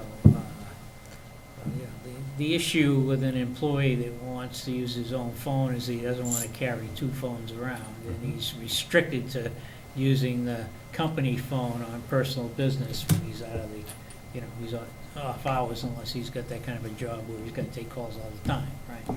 So, I think it's worth looking at the numbers again. Well, and give it some finding out what consideration. they're doing, but, I think it's time to tighten things up. Oh, yeah. and, Yeah, no have doubt. this consistency, and I think that's the main objective of what, My comments was together. just based on trying to create more motivation to go from a town-owned phone to their own phone. $40 wouldn't be interesting, going up to 50 may. I don't know, because where we're gonna save the money is shelling out that $300, $400, $500 for that data phone. Mr. Yule. Yes. My experience has been, as far as cell phones are concerned, is that the volume buyer is usually the retail industry. So they get, I believe, usually better plans than maybe a town would. I know in the business world, my experience has been companies usually wind up paying more for their services than individuals in the retail world for theirs. So them using their own phones might be advantageous for us because their programs are lesser expensive. You know, I mean, you don't agree with that assessment? Well, I think that That's our fine. findings are that the buying power of the state contract provides some of the most aggressive pricing that we can find in the market. I mean, the $50 per month that we pay is probably $89. That's a deal. for- Right, and that, I was just That's a gonna use deal. as an example. I have the same exact plan on Verizon Wireless that one of the town phones are, that with tax and, or it's not really, it's not a tax, it's the, government charge or assessment that's 75 cents, it comes to $50.74. For that same plan, I pay $89.99. Okay. And I get a discount of 15% because of being a, local government employee or, the state, they offer it for state employees as well. So it's still a cheaper plan on the state contract for the town. Good, thank you. Okay, we're all set. We got some feedback. Thank you. You make a What's motion. next? Public hearing Do we have in to make a October motion town on this? meeting No, dates. it's just wanted input. Oh, okay. We're way off on the public hearing time, but we've got to have it anyway. Yes. Liz and, that we gotta go through so we can go home. What is the other item? Let's see. I don't think anything else, Liz, that you're here for? That was- You're good? All right, just wanted to make sure. So, we were supposed to, in the month of January, according to our charter, have this public hearing to set the annual town meeting and October town meeting dates. And the purpose of that was related to the fact that on occasion, these dates could fall on a religious holiday. Well, the good news is that there's no interference this year. The slightly bad news is that we should have done it in January, but we have a good excuse. That's right. Mother Nature. So I think that got squared away with town council. It's in the process of being squared away, Mr. Chairman. We have an opinion from council that says that we can proceed with setting the dates, that we can and should proceed with setting the dates.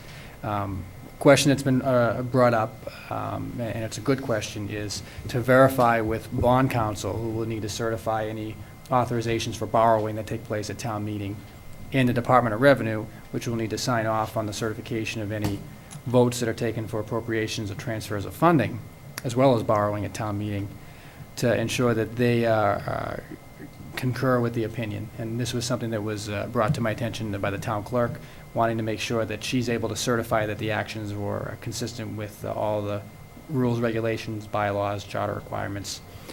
So we're in the process of trying to get those responses.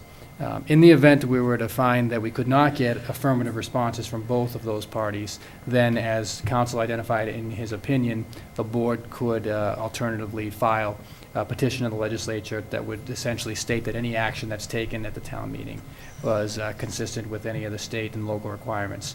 That has happened a handful of times over the town's history. I'm sure the board members who have been on for a period are aware of it. It's an option available to us. We would not require approval at town meeting to file that petition, but that's something that we're still looking at this point. And again, it's just a function of the weather and the ability to schedule a meeting and the requirement in the charter to have the hearing in January. It was scheduled in January to take place. Of course, with the weather, we were required to delay it. State of emergency, right? The roads Yes, are closed. I think that all of those things are. We can't declare it. Yeah, No, but it was declared. It was declared, yes. on- Declared. and Oh, so that's that- right, The that's government right, declared yeah. it. That's further evidence that that would support our case. Again, and that's information that we'll probably share with bond counsel and DOR as we try to sort through this. But again, in the end, if the answers are not in the affirmative for some reason, we have a relief valve, if you will, which is the filing of special legislation. But since we haven't had one of those official town meetings yet, we have time to get it resolved, I would hope. Yes, that's correct. So I guess the recommendation would be to vote tonight. Yes, it would be. The board should Yeah, get act it on the done, motions that right. have been proposed, yes. So, Mr. Chairman, O'Leary. That being Since said, we're not changing anything, there's nothing to debate. Mr. Chairman, in accordance with the Town of North Reading Charter 2-4-1, I move to set the dates for the 2015 town meetings as follows: June 1st, 2015, October 5th, 2015. Second. Motion by Mr. O'Leary, second by Mr. Yule. No need for discussion. All in favor? Aye. Opposed? Unanimous? I don't think there's anyone left for public comment. License renewal, status update. Mr. Chairman, as you see in the package, we've provided an update on the licenses for which there were outstanding business.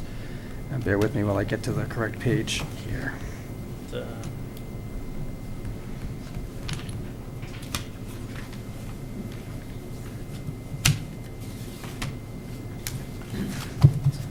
As was noted, there were 4: Hess Express, North Reading Transportation, Sports Spirits and Steaks, and Wendy's. 3 of them, Hess Express, Sports Spirits and Steaks, and Wendy's, have resolved all of the items that were outstanding.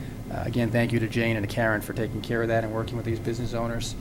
The 4th, North Reading Transportation, at this point, still has not sought civil fingerprinting as required under the local bylaw.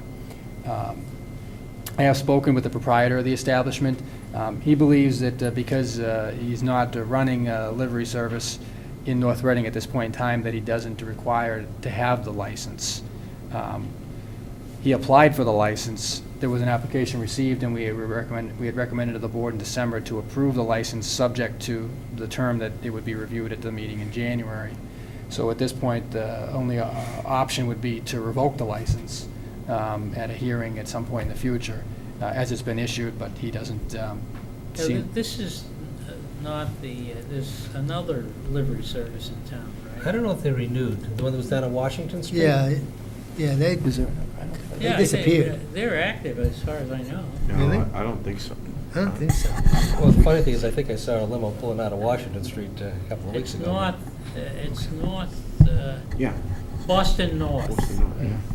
Because they didn't come forward for a I'd have license. to look back. I don't know off the top of my head, Select. I know we've had issues with them.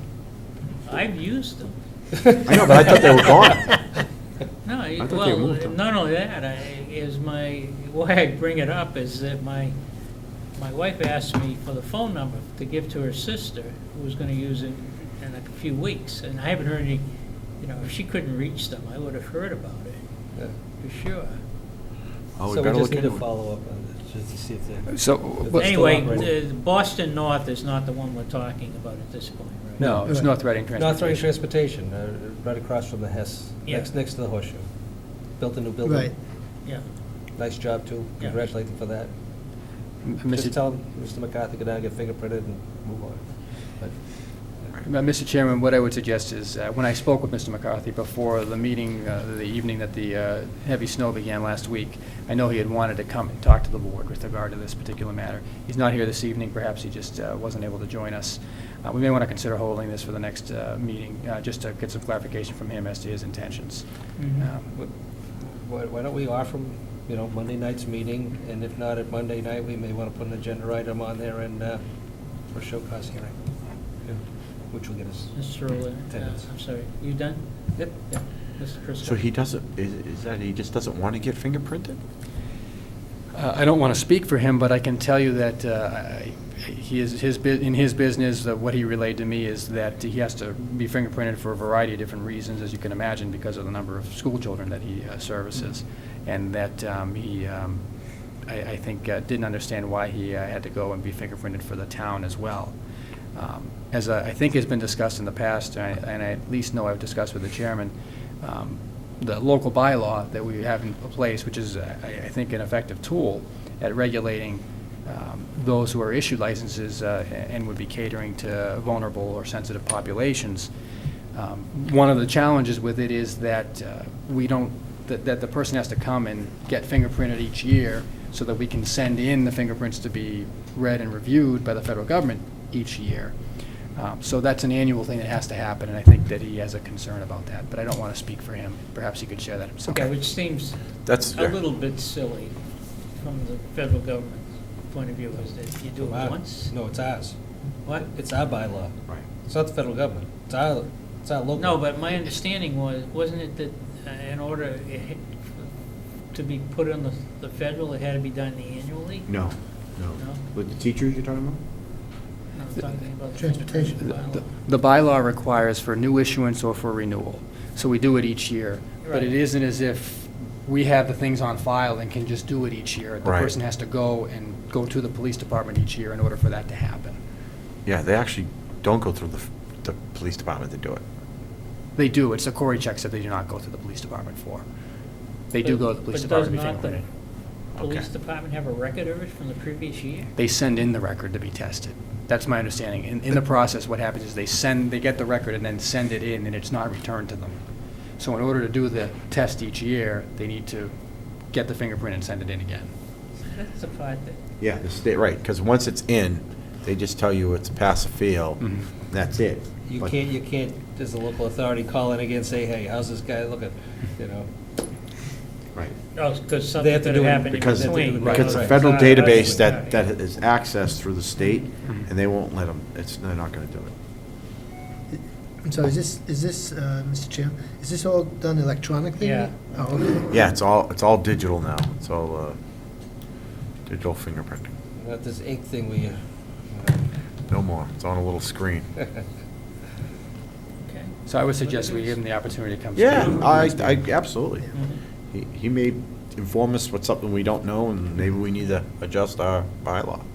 Any other comments on that? I mean, I would only note that I think that we did get some comments from others who were renewing, that where this was the first year of renewal, that they weren't aware of this. We had pretty good compliance, but people were not necessarily aware that. Yeah. I they think weren't that- happy. Yeah. They weren't happy? What's the town charge them, do you know? Yeah, I believe it's $75. Plus they have to pay for it? Can we move on, basically? Or do you have anything else on that? No, sir. It's just an I do, update? just one more thing. Okay. Maybe we need to adjust our rate. That's something that I've talked with the chief, we could potentially do. The If local we rate wanted only. to keep everybody safe, and they have an issue with the expense, which I Mhm. can respect fully, it's a pretty expensive thing to do every year. Well, is the issue the expense, or the issue is time to have to go and do Well, it? My guess is the repetitive nature My of guess the, is the latter. It's, for the most part. Depending upon who you ask. Right. right. Well, One or okay. I think it's both. both. I made my comment, Yeah. I think it's something to both, consider. No, and I've talked with the chief about that. There's a local fee, obviously, that goes with it, and then there's a pass-through fee that goes to the federal government as well. Certainly, I don't think we would want to And I be. think that's established, that's set. I Yeah, that's believe. set outside of Right. our jurisdiction. Okay. Sorry. Men's room. We're going to continue. Mike? Yeah, the total to the business is $75? Is that what I heard? Yeah, but a large portion of that goes to I want someone to say else. it's $75 and 25 of it goes to the town, and the balance Right, goes to the whatever. federal Right. government or something I like was gonna that. say like $49 or something goes Yeah. to the feds or the state, or the combination of the two. That's Okay, correct. can we move on to the next item, Mr. Yule? Yes. Discuss sidewalk snow removal bylaw. Oh. Hopefully, we're going to spend only a few minutes, because I want to get out of here by 10. Yes. Mr. Chairman, so I had suggested at the last meeting that we put this on as an agenda item after I had some discussion with the police chief Mhm. regarding the bylaw and enforcement. And long story short, the department did go out on multiple occasions after our last meeting. Unfortunately, after the last meeting, we were in a situation where we had some warm weather, so there really was, at that point, no evidence of non-compliance in the commercial corridors. Only a few days later to have heavy snowfall, and then heavy snowfall, and then some more snow. Coming. So, Bit more coming on the way. so it's a challenge. The department will enforce the bylaw. They'll issue the tickets with regard to it, but we've gone from having I think, a small challenge to a very large challenge. I'm sure no one would And we are debate that. giving, we give them, what, 2 days to? That's right, they're issued they're issued a warning to comply. They don't comply, then they're issued a violation notice. No, but I'm saying, we don't, a snowstorm occurs, right, there's a period of time that they have to get it done. That's correct. The last time that they were able to go out, it was, I believe, 24 hours after the snow had stopped falling. So that would have been the weekend of the 24th or 5th, I believe. And they went out the Sunday afternoon after. The Saturday snowstorm, they went out the Sunday afternoon after. It was roughly 24 hours. But now we've got, a situation that's above and beyond back-breaking records for 7-day cycle. Right. To the weather forecaster. We continue to advise the public in our storm advisories and our regular weather advisories to comply with the bylaw, that the partnership is important, and I guess I would look into the camera wherever it might be at this point in time and ask that, now more than ever, the public's assistance is critical, particularly the commercial property owners. We really need compliance in order to open up sidewalks. We know that there's nowhere to put the snow and that there are limitations for every property owner, but we need compliance with regard to this bylaw. And I'll speak further on that, town administrator's notes as well, in terms of what we're asking of the public regarding the snow in general. Okay. But I'd be glad to answer any questions. Mr. Yule? Yeah. First of all, there has been improvement. And I have to assume that your role in the improvement and the police chief's role in the improvement was key. I believe that. That we've had an awful lot of snow, and I'm not an unreasonable person, but it's... Some people's eyes. In some people's eyes, yes. But I don't go around looking for it, but I see what I see, and there was a really good, great improvement on Route 28. Even some of the locations that hadn't done it cleared snow from the sidewalks. And you know, somebody could be walking by and you wouldn't even know anybody was in there. That's how deep it was. But I just want to thank the businesses that did respond and did come through. And of course, they did it, and then we got another foot, or what? What did we get? Another 1.5 foot or whatever? Total of 3 feet since the last meeting. All right, so, and had they not done that, it would have been even a greater challenge. So I want to, thank the police department. I want to thank you and the DPW. They did a good job along Park Street and leading to the schools like they do it often. So it was a challenge, but everybody did well. And I think that's all we can ask for, is for everyone to do the best that they can. We have a fire hydrant down the block from us, my neighbor, because it's in front of his house. He did it. He took care of the fire hydrants, and I can only say to everybody in town, make sure those fire hydrants are cleared, because we hope we don't need them, but hopefully, if need be, the fire department can get to it. So, but it was super, it really was. I could see the difference right away, so thank you very much. Okay, moving right along. Mr. Fode has asked that we postpone the discussion in town hall land until next Monday night. With respect to the Andover intermunicipal agreement for potable water, Monday, we were supposed to have a meeting before our meeting to have a discussion with the board. That got postponed. We again attempted to try to do that for tonight's meeting. We're now going to do it for next Monday night. I've communicated that. I spoke to Alex. He called me today after I had talked to you, explained to him the situation, told him what we're going to do, and I would call him on Tuesday and at least give him an update, with the hope of maybe scheduling a meeting with them shortly thereafter. So, and we've had some, Michael and I have had a couple of discussions associated with trying to construct some options that we could discuss at our next meeting. So hopefully Mr. Fode will have some sleep and rest, and we'll be able to... Sunday into Monday. Another one for Monday, right? One for Thursday, one Sunday in the Right. morning. So we're going to try very hard for us to get together one more time before we make a presentation to ourselves here on next Monday. Hopefully, we won't have to cancel Monday night's meeting. But it is what it is. We have some appointments. Process Serving Constable, Mr. O'Leary. Let's see what we have here. Process Serving Constable. There we go. Mr. Chairman, I move to place in nomination the following name for appointment as a process serving constable to a term to expire December 31st, 2015. David Rosada, 8 Chester Street. Second. Motion by Mr. O'Leary, second by Mr. Yule. Any comments? At this point, no issues? All in favor? Aye. Opposed? Unanimous? And then we have an appointment for Cultural Council. Mr. O'Leary, when you're ready. All right. Mr. Chairman,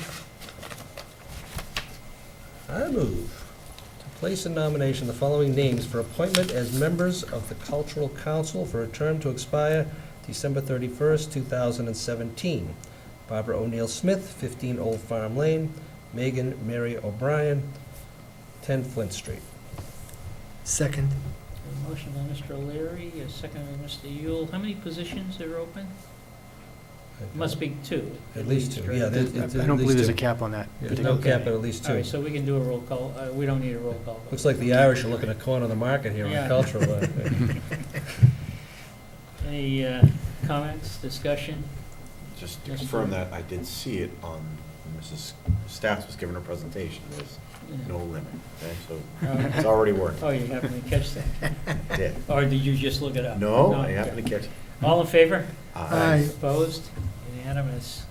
Okay, we have to ratify the integrated collective bargaining agreement for the North Reading firefighters, local 1857. And just for public consumption, we negotiated and signed this contract, I think, in June. You know, it was a 3-year contract.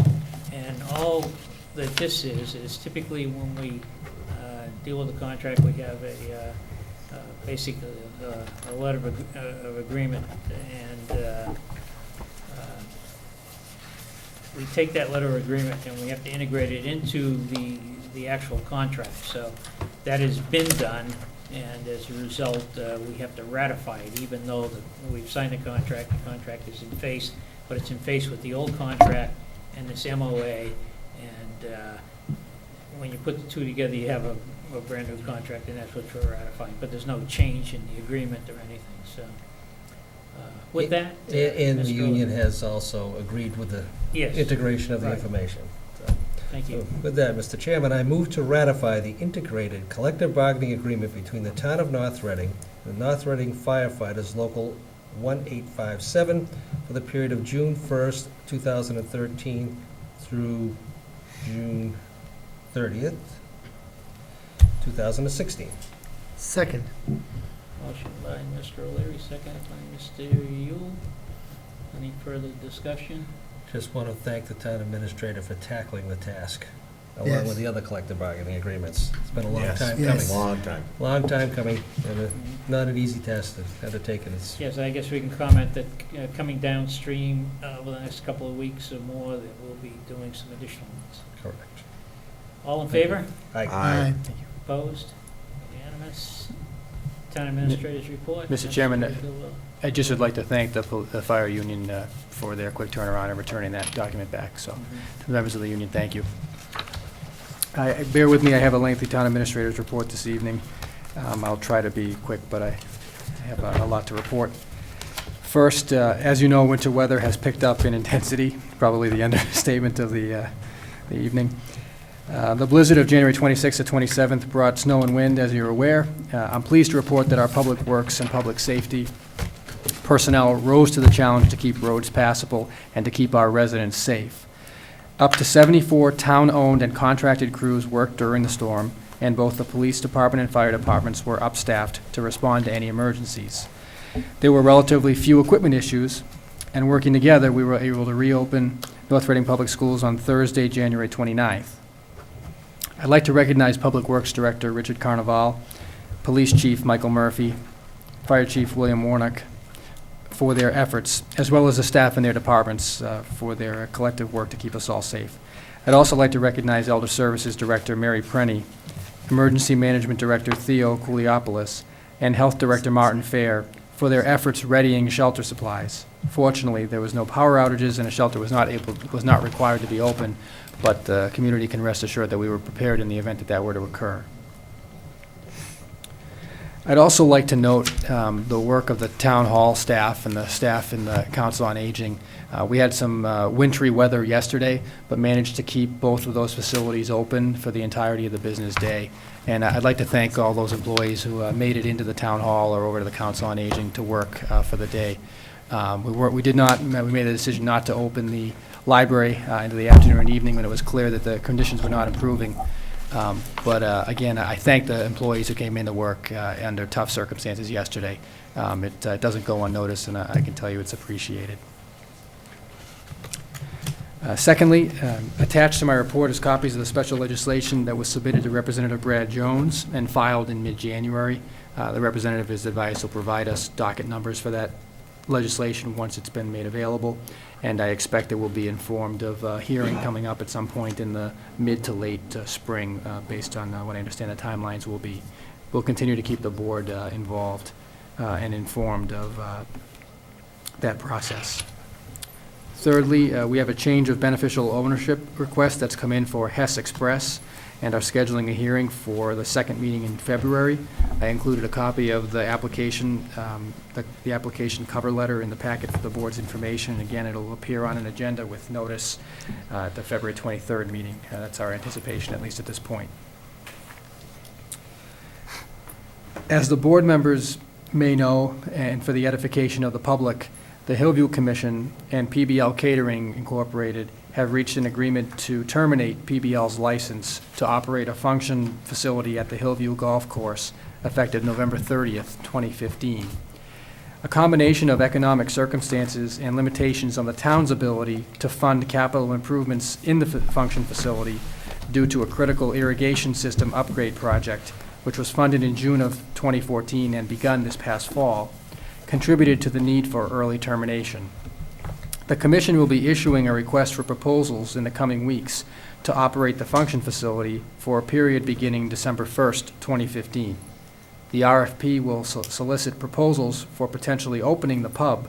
However, a final decision on the pub will not be made until all proposals are reviewed. I'd like to acknowledge the professionalism of Mr. Pat Lee and the members of the Hillview Commission in identifying a resolution that addressed the needs of all parties. Reading Municipal Light Department has advised the town that it has hired Mayor Tree to serve as its new preventative maintenance tree service. Residents may notice these trucks, Mayor Tree Service trucks, in and around town. Any questions regarding RMLD tree service should be directed to RMLD, and there's contact information for RMLD on the town website. I'm pleased to report that the town received a letter from Governor Baker after the last meeting conforming the town of an increase in the town's fiscal year 2015 Chapter 90 allocation from $506,997 to $760,495. It's a substantial increase for the town in Chapter 90 funding. We've had some preliminary discussion at the Capital Improvement Planning Committee, and my understanding is that that will likely allow us to free up capital dollars for other purposes rather than for town roads, but final recommendation will come forth in the springtime from the Capital Improvement Planning Committee on that effort. This is something that will help the town certainly significantly. The library rescheduled its 15 and 15 event to this evening, so unfortunately, obviously, we weren't able to join them, but I hope it was well attended. Another example of the library trying to conduct as much outreach to the community as possible, and I thank Sharon for her work in doing that. Work continues on the fiscal year 2016 budget. Finance Director and I have met with nearly all of the departments at this point and are concluding our meetings this week. We expect that the recommendation will be filed with the board and the finance committee next Friday, February 13th, again in advance of the first hearing on February 28th. And finally, I've been advised that the Shriners in Wilmington have approved the Wilmington July 4th Committee's request to hold their carnival and fireworks at the Shriners' property with an amended layout. The proposed 2015 layout and the 2014 layout were attached in the report for your information. Wilmington has previously committed to work with North Reading to mitigate the impact on North Reading neighborhoods. I've also asked the Wilmington Town Manager that abutting North Reading residents be notified when the July 4th committee applies for a permit for the carnival from the Wilmington Board of Appeals. As this process continues, I expect they will be working closely with Wilmington public safety officials and public works officials to identify a plan to mitigate any impacts should it ultimately be approved that the carnival is happening at that location with the revised plan. I believe the revisions were intended to address the concerns of the residents who abut the property, and we'll certainly, to the extent that we can, work with Wilmington to address any of the issues and the impacts here in North Reading. That concludes my report. Again, I know it was lengthy. I appreciate the board's time this evening. I'd be glad to answer any questions. Mr. Ewing? Yes, thank you very much for that in-depth input of what you are doing, and you're doing a lot. Question on the fireworks by Wilmington. In looking at the new setup, I noticed there's a path that they have. It's a counterclockwise path that they created, that when they enter, they are to enter to the right of the building, near the abutting properties, and then go into the carnival. Okay? And then they exit out through the cul-de-sac there. Do you think you might be able to recommend to them that that area by the abutter's property be an emergency exit, and that everybody enter and egress from the cul-de-sac? I believe it's wide enough to be able to do that, but you'd still have the emergency exit there. Do you think that can be recommended? I could certainly suggest that to the town manager. I mean, I think to the extent that they can be, has been receptive. Would you be proposing that we would limit access to that? Yeah, because emergencies you're still only? going to have a lot of people right up against the property, walking by, making noise late at night and so on, and it's going to carry. And so if it can be an emergency exit, which I would think that would handle any safety issues, that would be great. Right now, it appears to be the people walking entrance in, right? Is that what you're saying? Yes. I'll bring that to the attention of the town manager and see if we can make that adjustment. I mean, They can make it that is an adjustment. improvement, but For me, So what you're saying is when they're leaving, instead of coming out back that way, you want them to go out through the... no. What I'm saying is he wants them to come in and out the same way. come in and out the same way. And On the then northern Over side. here on the northern side or the He cul-de-sac wants them to side. come in and out over here. Yeah, that's what I thought. But the you issue said. is, that parking lot, see where the carnival is going, it used to be where people parked. So now they have to flip-flop it.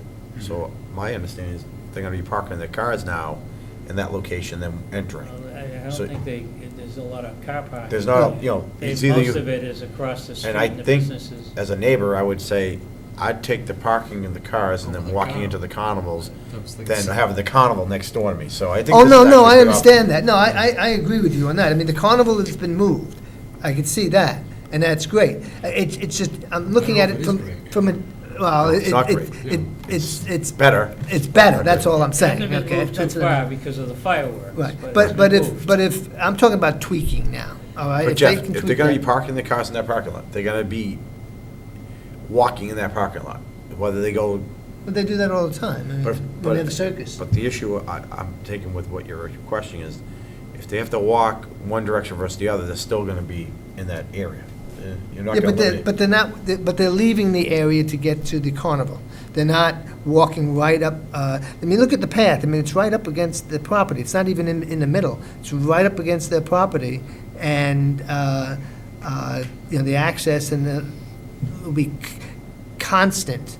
It'll be constant right there. So it's just a tweaking request. If they could do that, that would be fantastic. Oh, that would be a good thing to take to their Board of Appeals, whoever's issuing the permit.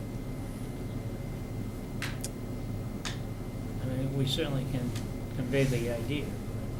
I agree. Ultimately, the point of intersection in terms of the regulatory authority is that board. And one of the things we wanted to make sure was that the residents in North Reading were aware that that when the hearing takes place, so that they're able to provide that input. But I'm happy to provide it also to the town manager as well. Because if they do that, then it's less of an issue that they have to deal with. So, thank you. Okay, anything else? Then, all the new business for board members, Mr. O'Leary? Just as a follow-up to the town administrator's report on the Hillview and the decision to modify the contract with PBL and Pat Lee. Again, to reiterate Michael's remarks, everybody handled it in a very professional manner. It was an ongoing discussion for months. And I just want to acknowledge the town administrator's role in bringing it to the closure and getting it done to spend an inordinate amount of time and effort in attending the meetings. And meetings, not just the Hillview Commission meetings, but meetings with Hillview Commission members and all the rest to get this thing done. And again, it appears to be in everybody's best interest at this point to modify the contract, terminate it early, and put an RFP out. So just want to acknowledge the town administrator's efforts, the Hillview Commissioner's efforts, and Mr. Lee's efforts too, so there'll be a smooth transition going forward.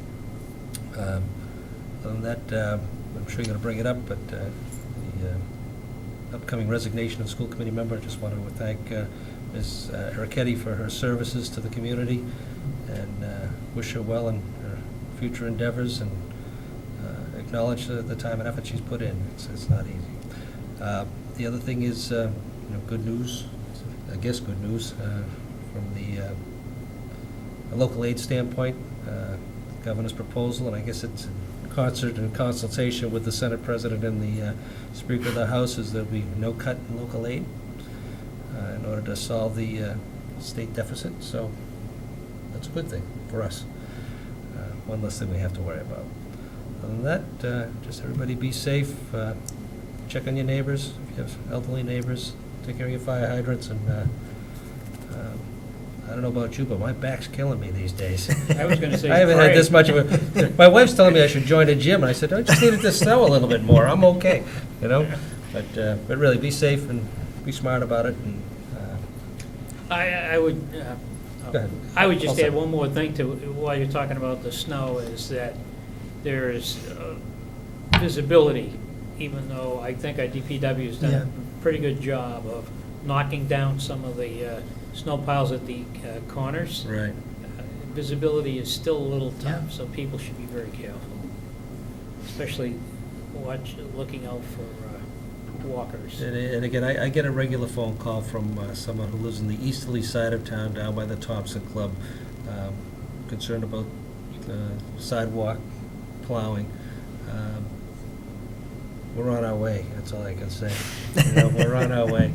They haven't been forgotten, but they're on our way. They're on their way, and we have to prioritize the school districts first, and some of the main thoroughfares towards the center of town where most of the commerce is, but they'll eventually get there, so they're not forgotten. But thank you, Mr. Chairman. Mr. Yu? Yes, I too want to thank Karen Ericetti for her time on the school board. She put in an awful lot of time. She was a woman who didn't have children in the school system, but stepped up forward to become involved in the community for which she lives, and put in her inordinate amount of time, as we all do on committees. So I want to thank her and wish her well on her future endeavors. With regard to the snow, you mentioned something that kind of rang the bell. Why is it important that the sidewalks be cleared? I had a little frightening experience myself is when on 28, the businesses at that point had gotten to it. But I couldn't see, and I have to inch up to see if I can enter Route 28. And next thing I know, cars are coming like crazy, and so it does become very dangerous in that regard. And that's why it's important that the sidewalks be cleared as best we can. But the town has done a super job. Some of the businesses that I've seen have stepped forward. Some of the apartment complexes have stepped forward. So I want to thank everybody again. I'm repeating myself from earlier, but it's important to be noted, because when people do good things, it should be acknowledged. So that's all I have. Thank you. I just want to start with, Mr. Turos, my condolences to you and your family, and especially the Sylvia family, for the loss of Mr. Sylvia. I know he's a big part of the community, and I know it's certainly going to hurt for quite a while. So my sincere condolences to all of you. I had the opportunity to go up and see the new fire truck. Not sure if anybody else has gone up to see it. Between $480,000 truck, and it's beautiful.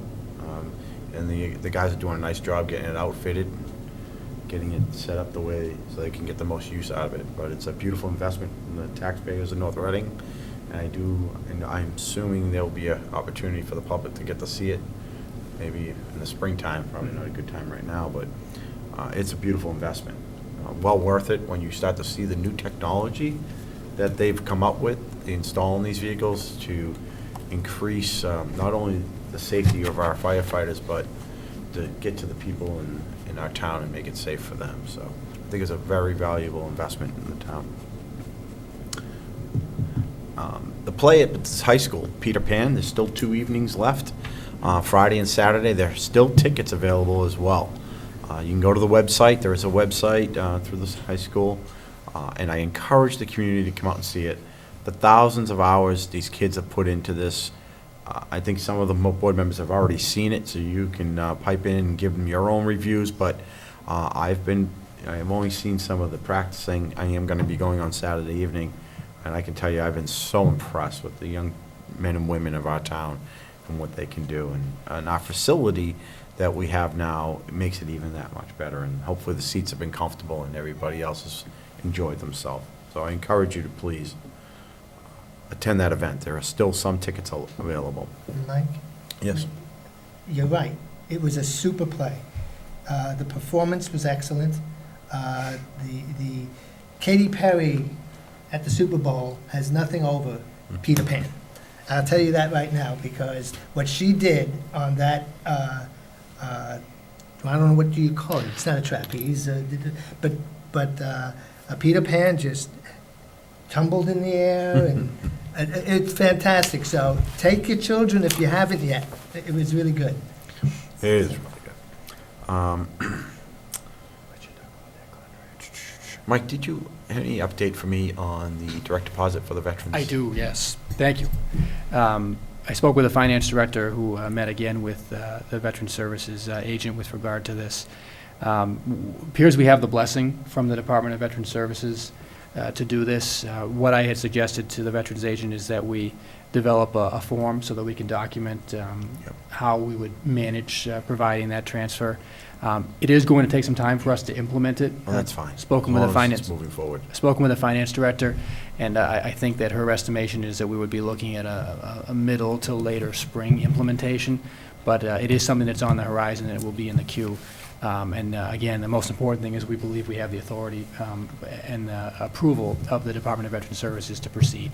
And so what we would do is create a form or justification that would need to be signed off on by the requesting veteran for direct deposit transfer, but would also need to be approved by the veteran's agent as well. Sure. I think we're aware there are some circumstances where we have a direct relationship where we're providing wraparound services for somebody beyond just the Chapter 115 benefit, and Okay. those cases would need to be looked at closely about whether the direct Sure. deposit's the right fit or not. Okay. Well, that's great. I just think it's another service, if we can offer it without a significant cost on the town. I think we should do it. It keeps now the veteran, a person doesn't have to commute all the way into here, especially in the inclement weather, and they don't have to wait around for us to get to sign the warrants if we somebody gets behind on that, so. I really do appreciate you running that down. Certainly, and Mr. Chairman, through you, one thing I would caution is that when we get into the mode of the direct deposit won't be moved until we have signatures from a majority of the Okay. board members. And the implication there is that rather than the check being able to be picked up the moment the third signature occurs, Yeah. there's going to be a 24 to 48-hour business day lag. Okay. So we'll just have to be sensitive to that in the future when we do implement Sure. it. Absolutely. But that's not the same way our payroll is handled. No, that's correct, it's not, because we can't, under our federal law, we can't handle it that way. It gets processed on Friday regardless. If it needs to be addressed because there's an issue, it's addressed retroactively. Mr. Chair. Yeah. And I want to follow up. You said there's a 24 to 48-hour lag? Right, so, Do all the checks, I mean, are there checks every day? Is that what it is? And that, for some people it might, or is it once a month? so we have a weekly vendor warrant that is issued that the selectmen sign off on, and there are stacks of checks that are issued to vendors, and once the third signature is obtained, the checks are able to be hand-delivered or picked up in some cases, or mailed out to the recipient. That happens instantaneously, the money's there, and the person can then go and deposit it. Is that one time, or we have to do that every time? We do that every week. We make Oh, payment. okay, that's, If it becomes an elect. We pay faster than most businesses by a factor of 8 or 10. Yeah, but the concern is really the veteran benefits. Yeah, Right. and so If one of us doesn't, we don't get a third signature on the warrant, then they can't pick up their right, checks. that's. So I was trying to find ways to improve the process. Can we do it like we Well, do? you know, before we had the web-based signature thing, right, we had to come in and sign the Right. warrant. And typically, when there weren't enough signatures, we made phone calls. So, you know, I mean, I'd be glad if someone calls me and says there's not enough signatures, I'd be happy to go chase down a couple of people to get on their computers and sign the warrant. I mean, we could put that kind of an effort out. The thing is that, you know, I'll sign the warrant, or someone will sign the warrant, you know, I'll see 2 signatures, maybe there's one more waiting, and, you know, I don't pay attention to it after that unless someone will call me and say, look, we need another signature. And it And that come would be through our helpful, computer? too. Usually Karen, if there's an issue like that, you know, she'll track. Karen would make a phone call to Yeah. who she Right. get hold of quickly and have us get online and do it anyway, so. You know, before it was difficult, because if you were away, then you had to Right, run back down to town hall. Right. right, that's a Yeah. better process, yeah. But, Just trying to- I'm sorry, so it'll come through our computer versus we have to physically come in? The business process for the selectmen won't change. But what I am saying will change is that the later it gets in a week that the third signature is obtained, the turnaround time for the payment to be made will now be longer than just come pick up a check. It'll be moving money, it then needs to clear and be Yeah, deposited it's gotta be- electronically. Right. So we have to do it on Mondays, period? And that's what I'm saying. The warrant wouldn't be ready on Monday, Yeah. but if it were done on Wednesday, I would presume we would be able to have a deposit available for somebody on a Friday morning, for See, example. when you transfer money to the bank, it doesn't clear immediately. No, I understand, I understand how that works. So the advantage is it's in the bank, but Hmm. if you came to town hall and they wrote a check, you'd have it Right. when you walked in. But thank you. I Sure. think There's another service we can offer them. They don't have to take it if they don't want to. I appreciate you looking into it. And the last thing I have to say is, what about those Patriots, huh? I did have the fortunate opportunity to be at the game. I was between the 5 and the 10-yard line, so I was right in front of the final interception. And I still get bruises from my son grabbing me, squeezing me, and it was pretty special, so. You were there for that catch, though, before you hit through. Oh, yeah, With your yeah. heart We in your were, throat. well, we were packing up our stuff at that point. Ready to go home. As I turned to my wife as we're watching the game, and after that, I said, "Game over." Yeah, and I had And the, oh, go ahead. Literally, less than a minute later, Oh, we the were game packing was our over. stuff. We were packing our stuff. But it was a different outcome. Oh, we were ready to go. Really something. Okay, thank you, Mike. That was it. Just a couple things that I have is, first of all, I want to thank all the town employees that put in the extra effort during these couple of snowstorms. One, to get the roads cleaned, and police and fire to make sure that there were no issues. We're fortunate that The snow was light, even though there was a lot of it. We didn't lose, I don't know if there were any power losses. None to my knowledge. You know, which helped out. Mike mentioned getting the emergency center set up just in case, but fortunately wasn't needed. I think, you know, those town hall employees that showed up on Monday, you know, and being the big tax collection day, I think that was great. And they ought to be, thank you from the board for going out and making sure that there were enough staff in-house to deal with that issue. I want to remind everybody that, and this happened a week ago, the trash got delayed a day, and a lot of people either didn't get it out in time or whatever, even though there was a message about getting it out. So this week, trash pickup is tomorrow, and depending on where you live, you kind of have a sense of what time you have to get it out. But what's important is that if I'm correct, the 2-barrel limit has been put on hold for tomorrow. So those people that missed the week before shouldn't have any excuses. They have an opportunity to get all of their trash out on tomorrow. But that's what a big footnote. It is an opportunity to go clean out your basement and do all those types of things. It's just. Yeah, in the next 10 hours. Right. Probably isn't going to happen anyway. Well, I just want to say it. They've been I too just busy want to say shoveling it. snow, They're Michael. at my I house know. at 7 o'clock in the I morning. just wanna so make not sure much it's is gonna be clear. done tonight. And just so the board knows, we have a financial planning team meeting this Friday. We'll be presenting another revenue plan update.